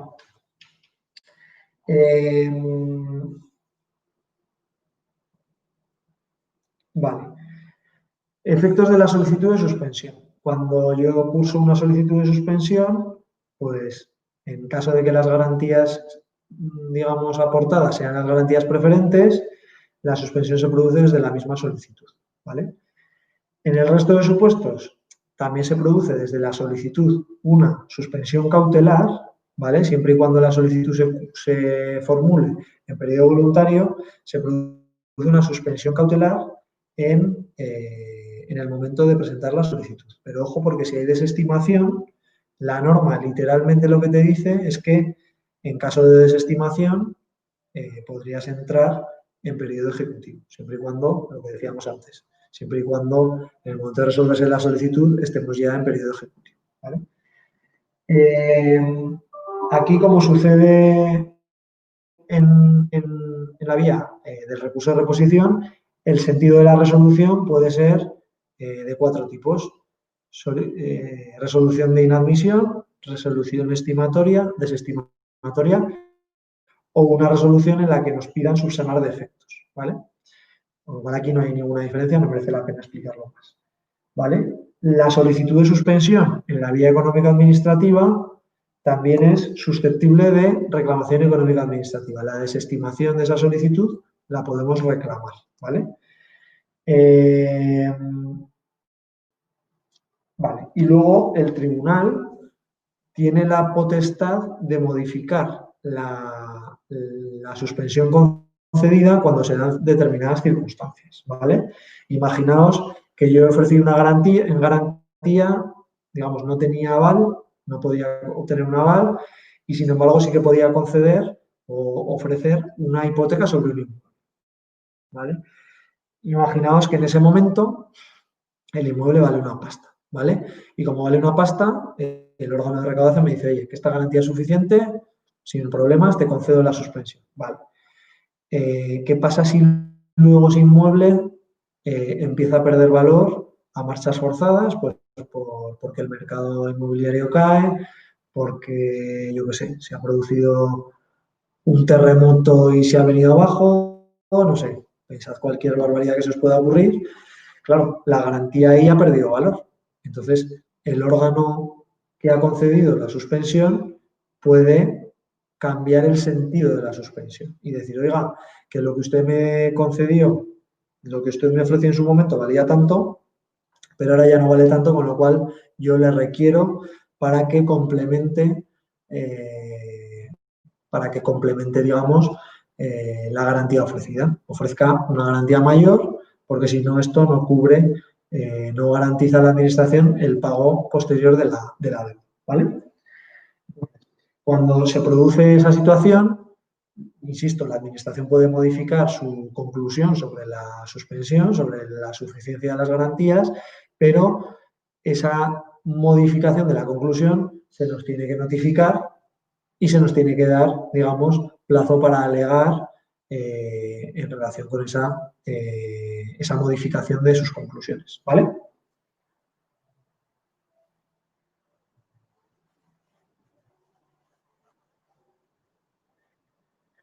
Vale.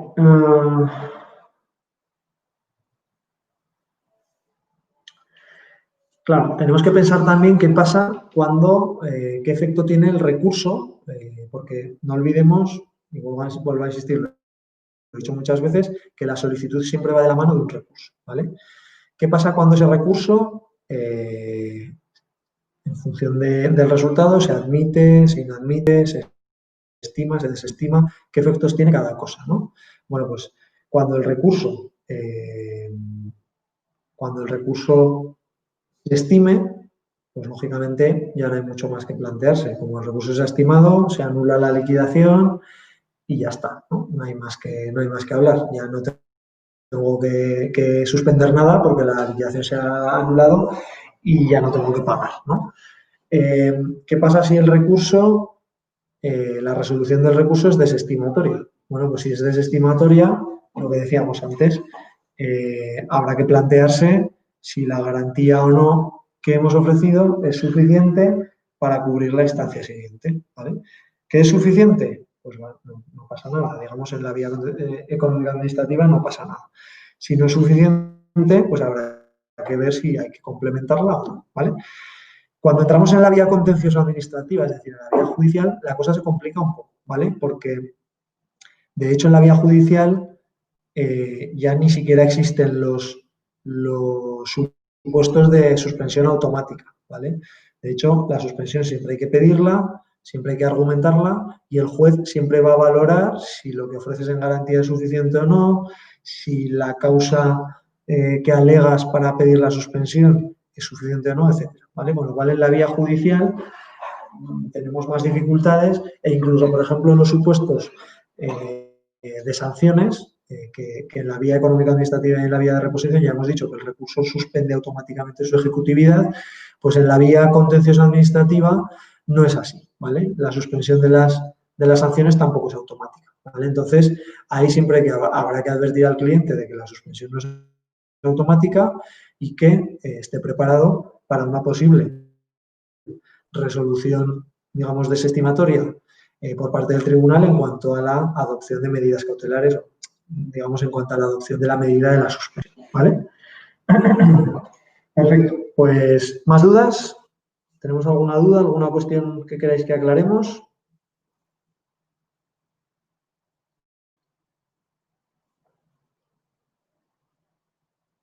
Vale. Que esto es un lío. Ya lo siento, Nerea, ya sé que es un poco lío y además vamos un poco rápido, pero bueno, la verdad es que es mucho material en pocas sesiones y muy cortitas, entonces, bueno, pues tengo que ir un poco rápido, pero es lo que no te haya quedado claro, Nerea, de verdad, pregúntalo sin problemas que lo explico las veces que haga falta, ¿vale? Venga,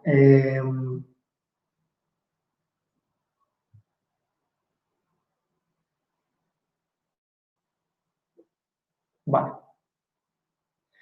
Cosas importantes. Cuando obtengamos una estimación parcial, imaginaos que nos liquidaron 1.000 y recurrimos y nos estiman parcialmente de forma que la liquidación se queda en 600, ¿vale? Cuando sucede eso, podemos pedir una reducción proporcional de las garantías, ¿vale? Esto simplemente que sepáis que existe, ¿vale? Es una posibilidad que cabe, ¿vale? Y luego, cuando obtenemos una estimación total o parcial también, en el momento en que ya sea firme, podemos pedir un reembolso del coste de las garantías, ¿vale? Sobre todo cuando es estimación total está muy claro. Yo he pedido un aval, el aval me ha costado esto, esto y esto, digamos, costes de constitución o de formalización, costes de mantenimiento, incluso puede haber costes, digamos, de cierre del aval, ¿no?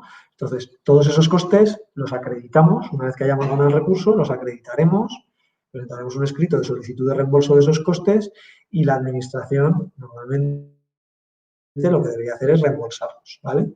Entonces, esta es una cuestión que es también importante que conozcáis. Vale.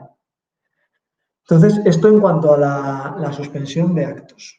Ya hemos terminado con el tema de la suspensión, ¿vale? Y pasaríamos ahora a los procedimientos especiales de revisión. Antes de entrar en esto, ¿queréis que comentemos algo? ¿Alguna duda? ¿Alguna reflexión? Vale. Bueno, pues vamos a ver muy rápidamente los procedimientos especiales de revisión.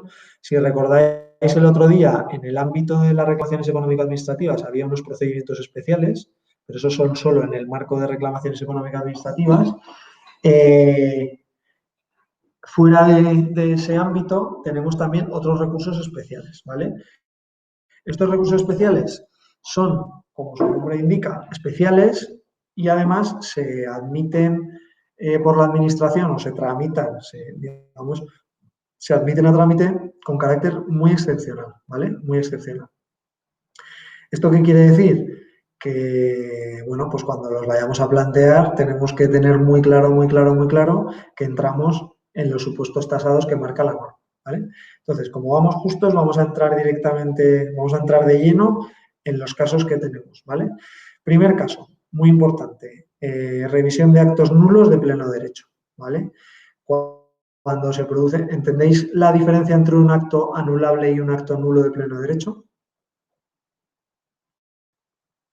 Vale. Un acto anulable es un acto que simplemente adolece de algún tipo de vicio, pero no es un vicio, digamos, de una importancia capital, ¿vale? ¿Y eso qué quiere decir? Que, bueno, que el acto se anulará, si es anulable se anulará, pero esa nulidad no va a generar efectos desde el momento en que se dictó inicialmente ese acto, ¿vale? Es decir, los efectos que haya podido producir ese acto, con independencia de los que genere digamos, los que desaparezcan por la propia anulación, el resto de efectos sí que van a seguir produciéndose. Y me explico para que lo veáis muy claro. El tema de la interrupción de la prescripción. Ese es el ejemplo más claro y además el que tenéis que grabaros a fuego porque es el que más os va a ayudar en su caso, ¿vale? Si yo me han liquidado un acto determinado, ¿vale? Yo lo he recurrido y el tribunal tarda 4 años, o mejor dicho, 3 años en resolver, ¿vale? Si el tribunal anula el acto, ¿qué pasa? Que tanto la propia resolución del tribunal, como los recursos anteriores, como la propia liquidación de la administración, aunque sea anulable, han producido efectos de interrupción de la prescripción, ¿vale? Con lo cual, lo más normal es que la administración siga teniendo su derecho a liquidar, ¿vale? Por el contrario, si en el ejemplo que os pongo, cuando se resuelve el recurso, se determina que el acto que hemos recurrido es nulo de pleno derecho, todos los actos producidos o que traigan causa de ese acto nulo de pleno derecho dejan de producir efectos, ¿vale? ¿Y eso qué quiere decir? Que ningún acto, imaginaos, el procedimiento de comprobación, pues ni la notificación de inicio del procedimiento de comprobación, ni la notificación de la fase de alegaciones con liquidación, ni la resolución del procedimiento, ni los recursos posteriores, ninguno de todos esos actos intermedios producirá efectos de interrupción de la prescripción. Con lo cual, si hemos interpuesto una reclamación económica administrativa, que ya os digo que tarda 3-4 años en resolverse, pues es muy fácil que haya prescrito el derecho a la administración a liquidar, ¿vale? Porque nos tendremos que retrotraer, digamos, el siguiente acto que habrá interrumpido la prescripción será nuestra autoliquidación inicial, ¿vale? Con lo cual, ese es un efecto muy, muy importante. Digamos, una cuestión a controlar y a conocer, porque la diferencia entre los actos nulos de pleno derecho y los actos anulables son muy importantes. Todo lo contrario, María, es justo al revés. Si es anulable, no, te explico, si es anulable, imaginemos un procedimiento de inspección, te lo notifican en el inicio, o vamos, digamos, al inicio del inicio. Declaración del IRPF, ¿vale? Yo la presento, la de 2019, la presenté en el 30 de junio, apurando el plazo, 30 de junio de 2020, ¿vale? La administración, a partir del 1 de julio de 2020, tiene, digamos, se inicia el periodo de prescripción de su derecho a liquidar, ¿vale? Estamos a 1 de julio de 2020. El día 1 de julio de 2024 prescribirá el derecho de la administración a comprobar mi IRPF del 2019, ¿vale? Entonces, ¿qué pasa? Si la administración inicia un procedimiento de comprobación el día, yo qué sé, 23 de febrero de 2022, ¿vale? Yo no estoy de acuerdo, inicia un procedimiento y me liquida, ¿vale? Me liquida en abril del 22. En abril del 22 me liquida, yo recurro directamente en vía económico-administrativa y el recurso se resuelve en abril del 25, ¿vale? Si en abril del 25 el recurso resuelve diciendo que la liquidación es nula de pleno derecho, ¿qué pasa? Que desde la comprobación, desde el inicio de la comprobación hasta el momento en que la administración resuelve el recurso, todos los actos que se han ido produciendo no han interrumpido la prescripción, ¿vale? De forma que, ¿qué sucede? Que no tenemos ningún acto entre el momento en que yo liquidé, que fue 30 de junio de 2020, y el momento en que se ha resuelto el recurso, que es abril, creo que he dicho abril, de 2025. ¿Cuánto tiempo ha pasado? Pues han pasado casi 5 años, pero en todo caso más de 4 años. Por lo tanto, como ninguno de los actos intermedios ha interrumpido la prescripción del derecho de la administración a liquidar, pues ha prescrito su derecho, ¿de acuerdo? ¿Con este ejemplo se entiende mejor o no?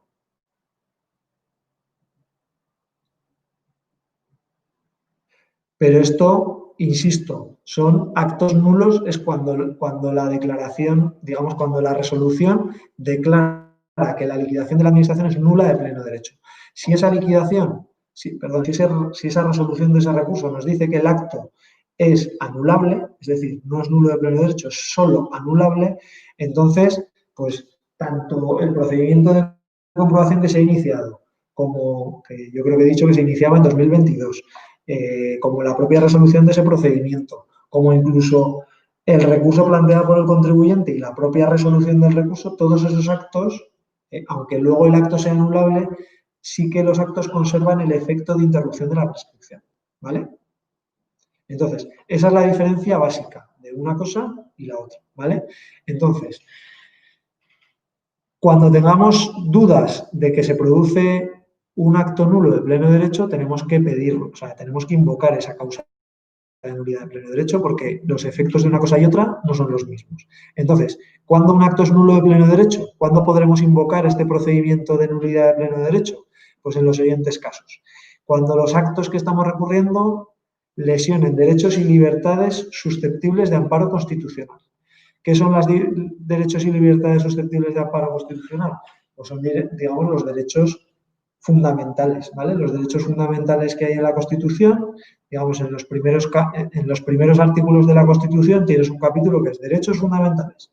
Pues esos derechos fundamentales susceptibles de amparo constitucional, si se lesionan, son los que dan lugar a un acto nulo de pleno derecho. El ejemplo más claro que nos vamos a encontrar en el ámbito tributario es el derecho de igualdad, ¿vale? Si hay un acto, el de capacidad económica no es un derecho fundamental, es creo que es una libertad constitucional, tiene otro rango, aunque está un poquito más, 2 o 3 artículos después del último derecho fundamental, ya no es un derecho fundamental, ¿vale? Y entonces no te habilitaría en principio como tal para plantear un recurso de nulidad de pleno derecho, ¿vale? El que sí que te permite esto es el derecho a la igualdad, que tiene, digamos, la otra cara de la moneda, es el derecho a la no discriminación, ¿vale? Ese sí que te lo permite. Y en el ámbito tributario, pues quizás es el que más habitualmente nos vamos a encontrar, ¿vale?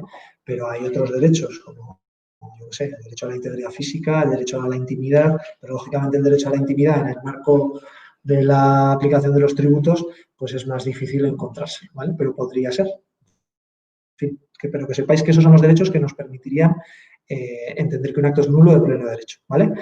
¿Qué más supuestos?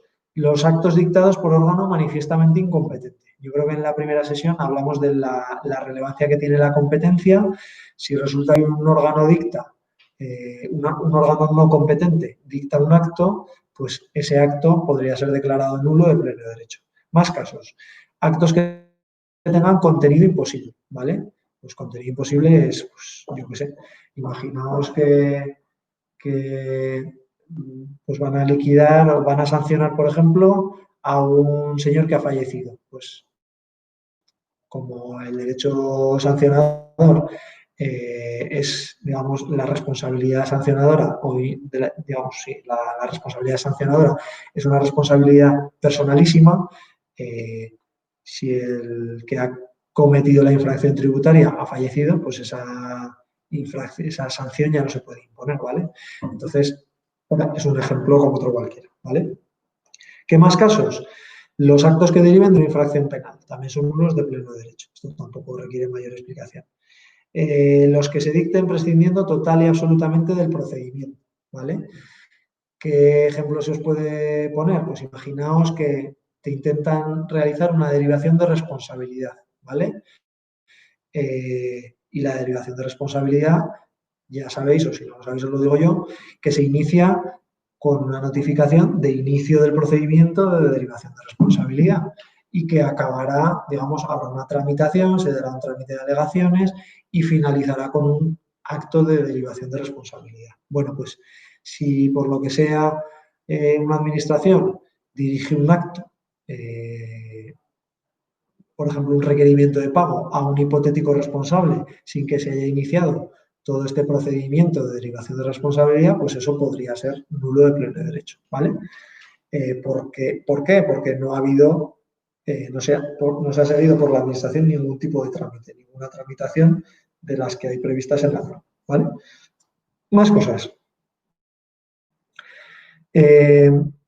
Actos que se dicten prescindiendo total y absolutamente las normas para la formación de la voluntad de órganos colegiados, ¿vale? Este es un caso raro, pero puede pasar. Si el órgano que tiene que dictar el acto es un órgano colegiado, pues tendrá unas reglas internas de formación de la voluntad. Pues igual que en una sociedad que hay varios socios, pues hay unas juntas de socios y los acuerdos de las sociedades se tienen que adoptar mediante acuerdos de esos socios, ¿de acuerdo? Tiene que haber unas reglas de adopción de acuerdos, pues en el ámbito de los órganos administrativos lo mismo, tiene que haber unas reglas de adopción de esos acuerdos. ¿Que se han incumplido esas reglas de adopción de esos acuerdos? Pues el acto podría ser nulo de pleno derecho, ¿vale? En fin, esos son los supuestos más relevantes. Hay alguno más y de hecho hay un cajón desastre que dice todos los demás que establezca la ley. Pues bueno, si hay supuestos concretos que establece la ley de nulidad de pleno derecho, pues a esos también nos podremos atener, ¿vale? Este procedimiento se puede iniciar tanto de oficio por la administración como a instancia de parte. No hay un plazo legalmente establecido para interponerlo, ¿vale? Ni siquiera el de prescripción, aunque bueno, sí que es cierto que si te pasas del plazo de prescripción va a ser mucho más complicado que te lo estimen, ¿vale?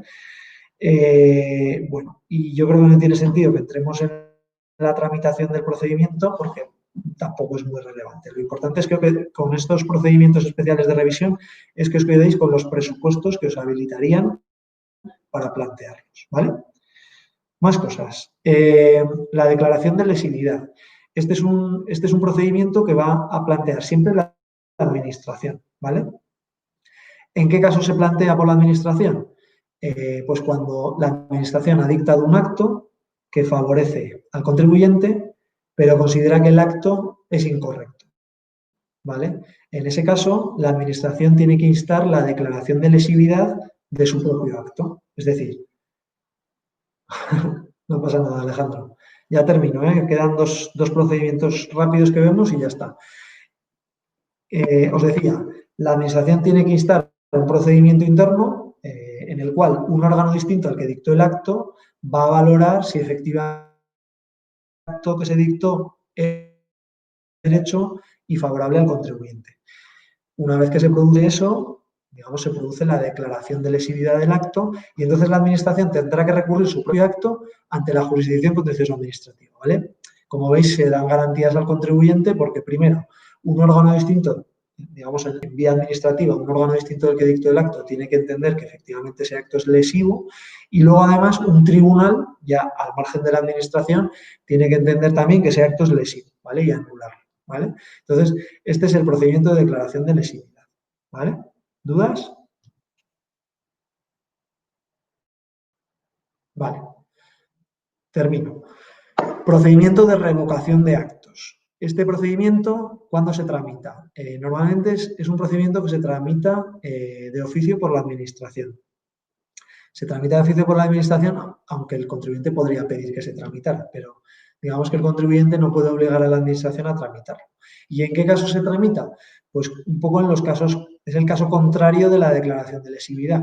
La administración se da cuenta de que ha dictado un acto en perjuicio del contribuyente y que además es un acto contrario a derecho y es la propia administración la que insta un procedimiento, la que inicia un procedimiento para revocar ese acto, para anularlo, ¿vale? Esto Correcto, muy bien visto, María. Es lo que iba a decir ahora mismo.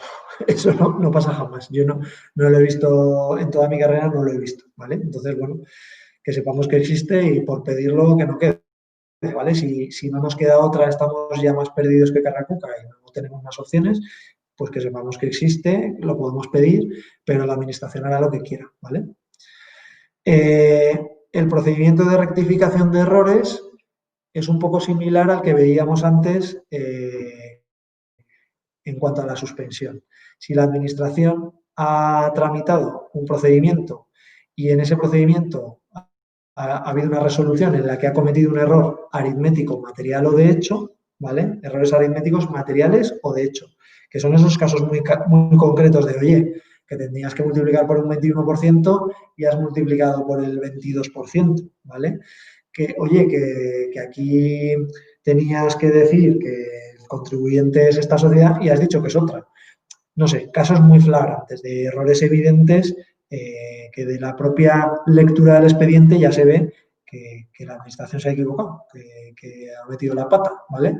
Entonces, en esos casos también podemos plantear este procedimiento de rectificación de errores. No lo he dicho, pero yo creo que va de suyo. Todos estos procedimientos son extraordinarios y normalmente se pueden plantear incluso cuando el acto ha sido firme ya, cuando se nos ha pasado el plazo de recurso, ¿vale? Entonces, por eso son muy importantes, porque a veces cuando ya no queda ninguna opción, cuando la hemos liado muy gorda y ya no tenemos recurso, digamos, en vía ordinaria, pues este es nuestro único apoyo, ¿vale? Entonces, el procedimiento de rectificación de errores se puede plantear en estos casos, cuando el error de la administración es tan evidente que del propio expediente tú ves el expediente y dices, vale, se ha equivocado porque ha multiplicado mal o, en fin, ¿vale? Vale, y ya por último tenemos el procedimiento de devolución de ingresos indebidos. El procedimiento de devolución de ingresos indebidos está planteado aquí, en este apartado, como un procedimiento especial de revisión, pero a mí me parece que no está muy bien enmarcado digamos, en esta parte o en este capítulo de la Ley General Tributaria. ¿Por qué? Porque realmente ¿por qué no está bien incardinado este procedimiento en esta parte de la Ley General Tributaria? Porque realmente el procedimiento de devolución de ingresos indebidos es un procedimiento que viene siempre de la mano de otro procedimiento. Por ejemplo, yo he recurrido un acto, he pagado, imaginemos que me liquidan el IVA del tercer trimestre de 2019. Yo lo pago y recurro, ¿vale? Recurro, me resuelven el recurso y me dan la razón. Bueno, pues al hilo de que me dan la razón, me tendrán que devolver los ingresos indebidamente realizados. O, en ese caso, al hilo de la resolución yo los podré pedir, pero normalmente siempre están relacionados con otro procedimiento. Por ejemplo, una solicitud de rectificación de autoliquidaciones. Pues, si yo pido la solicitud de rectificación de autoliquidaciones, simultáneamente lo normal es que yo pida la devolución de ingresos indebidos, si es que he realizado algún ingreso indebido, ¿vale? Entonces, es un procedimiento que siempre va de la mano de otros procedimientos. Entonces, bueno, yo creo que tampoco merece mayor comentario y salvo que tengáis alguna duda concreta, bueno, si queréis echarle un vistazo antes del examen y tenéis alguna duda concreta, me lo podéis plantear, me llamáis al despacho o lo que sea y yo os atenderé encantados. En general, me podéis plantear cualquier cuestión antes del examen sobre este procedimiento y sobre cualquier otro, ¿vale? Si tenéis tiempo de estudiarlo y os surge cualquier cuestión o lo que sea, pues, insisto, a vuestra entera disposición y encantado, ¿vale? No es tipo test, son preguntas, pero preguntas cortas. Y en general son preguntas sencillas, ¿vale? Si es este plazo, si el plazo aplicable es este, aquel, si el órgano competente es este o aquel. Cosas en general sencillas, ¿vale?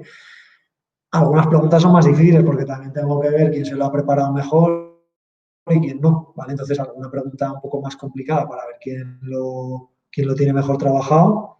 Creo que son 20 preguntas, ¿vale? Pero son cortas. Ya os digo que nos tendréis que explayar mucho. Tiempo, yo creo que eran 2 horas, 2 horas y cuarto, ¿vale? Entonces, esto os cuento, ¿vale? Teníamos un par de casos prácticos de los temas que hemos visto hoy, no nos va a dar tiempo de resolverlos. También podéis mirároslos si queréis, porque igual os ayuda a estudiar con los casos o queréis resolverlos a ver si lo... sí, vale. A ver, yo creo que son 2:15 al final, porque me planteó Daniel que el examen empezaría a la hora normal, pues a las 6 menos cuarto, y dije hasta las 7:30 o hasta las 8, y le dije que hasta las 8 por mí, que bien, ¿vale? Entonces, yo creo que serán 2:15, ¿vale? Y ya no sé qué os estaba diciendo. Así que si queréis mirar los casos, porque igual os ayuda a estudiar para ver si, oye, a ver si soy capaz de resolverlo bien y tal, pues también encantado de aclararos cualquier duda de los casos prácticos, ¿vale? No, resolución de los casos no los tengo, pero no los tengo resueltos por escrito en ningún sitio, pero si necesitaseis respuestas, pues me decís, oye, esta no la tengo clara o lo que sea, y encantado de contestaros, ¿vale? Bueno, pues si no tenéis más dudas, nada, deciros que, bueno, como primera experiencia online ha estado bien, ha estado muy bien. Me da la pena no conoceros personalmente, pero bueno, yo qué sé, ya habrá ocasión. Desearos mucha suerte con el máster y con la carrera profesional posterior, que seguro que va a ser muy exitosa. Y lo dicho, ha sido un placer conoceros y bueno, que insisto otra vez, soy muy pesado, a vuestra disposición para todo lo que os pueda ayudar, ya sea antes del examen o después cuando empecéis a trabajar, que surge una duda sobre qué y decís, ostras, este tío no era muy bueno, pero esto igual me lo resuelve. Pues me llamáis sin problemas y encantado de echaros una mano como compañeros y tal, ¿vale? Entonces, lo dicho, mucha suerte y con el examen y con vuestro futuro y encantado de haberos conocido. Bueno, Ander, muchas gracias por todo. Un placer. Muy bien, encantado de tenerte con la clase. Y nada, a vosotros os veo mañana. Bueno, mañana os tocará compilar, creo que ya es vuestro último día de clase lectiva. Y mañana estaréis con Pilar. Cualquier duda, consulta que queráis, ya sabéis que estamos aquí, y bien a mí o a Pilar os podéis poner en contacto, ¿vale? Daniel, oye, Pues, en cuanto al tiempo que tenga para el examen, ¿me oyes, Daniel? Sí, te digo. Dime, Ander. En cuanto al tiempo que tienen para el examen, no sé Sí. exactamente si les podéis dar 2:15 para terminararlo. Sí, O 2 horas perfecto, y media. sí. Darles 2 horas y media y así. Vale, pues sí, sin problema. Sin problema. Cuando me mandes el examen, si me lo mandas a mí o a Elena, apunta un poquito, si quieres, eso, el tiempo que les quieras dar Vale. y sin problema, ¿vale? Fenomenal. Muy bien, pues muchas gracias, Ander, Nada, y nos vemos pronto. Bueno, fenomenal. adiós. Vaya bien. Hasta luego.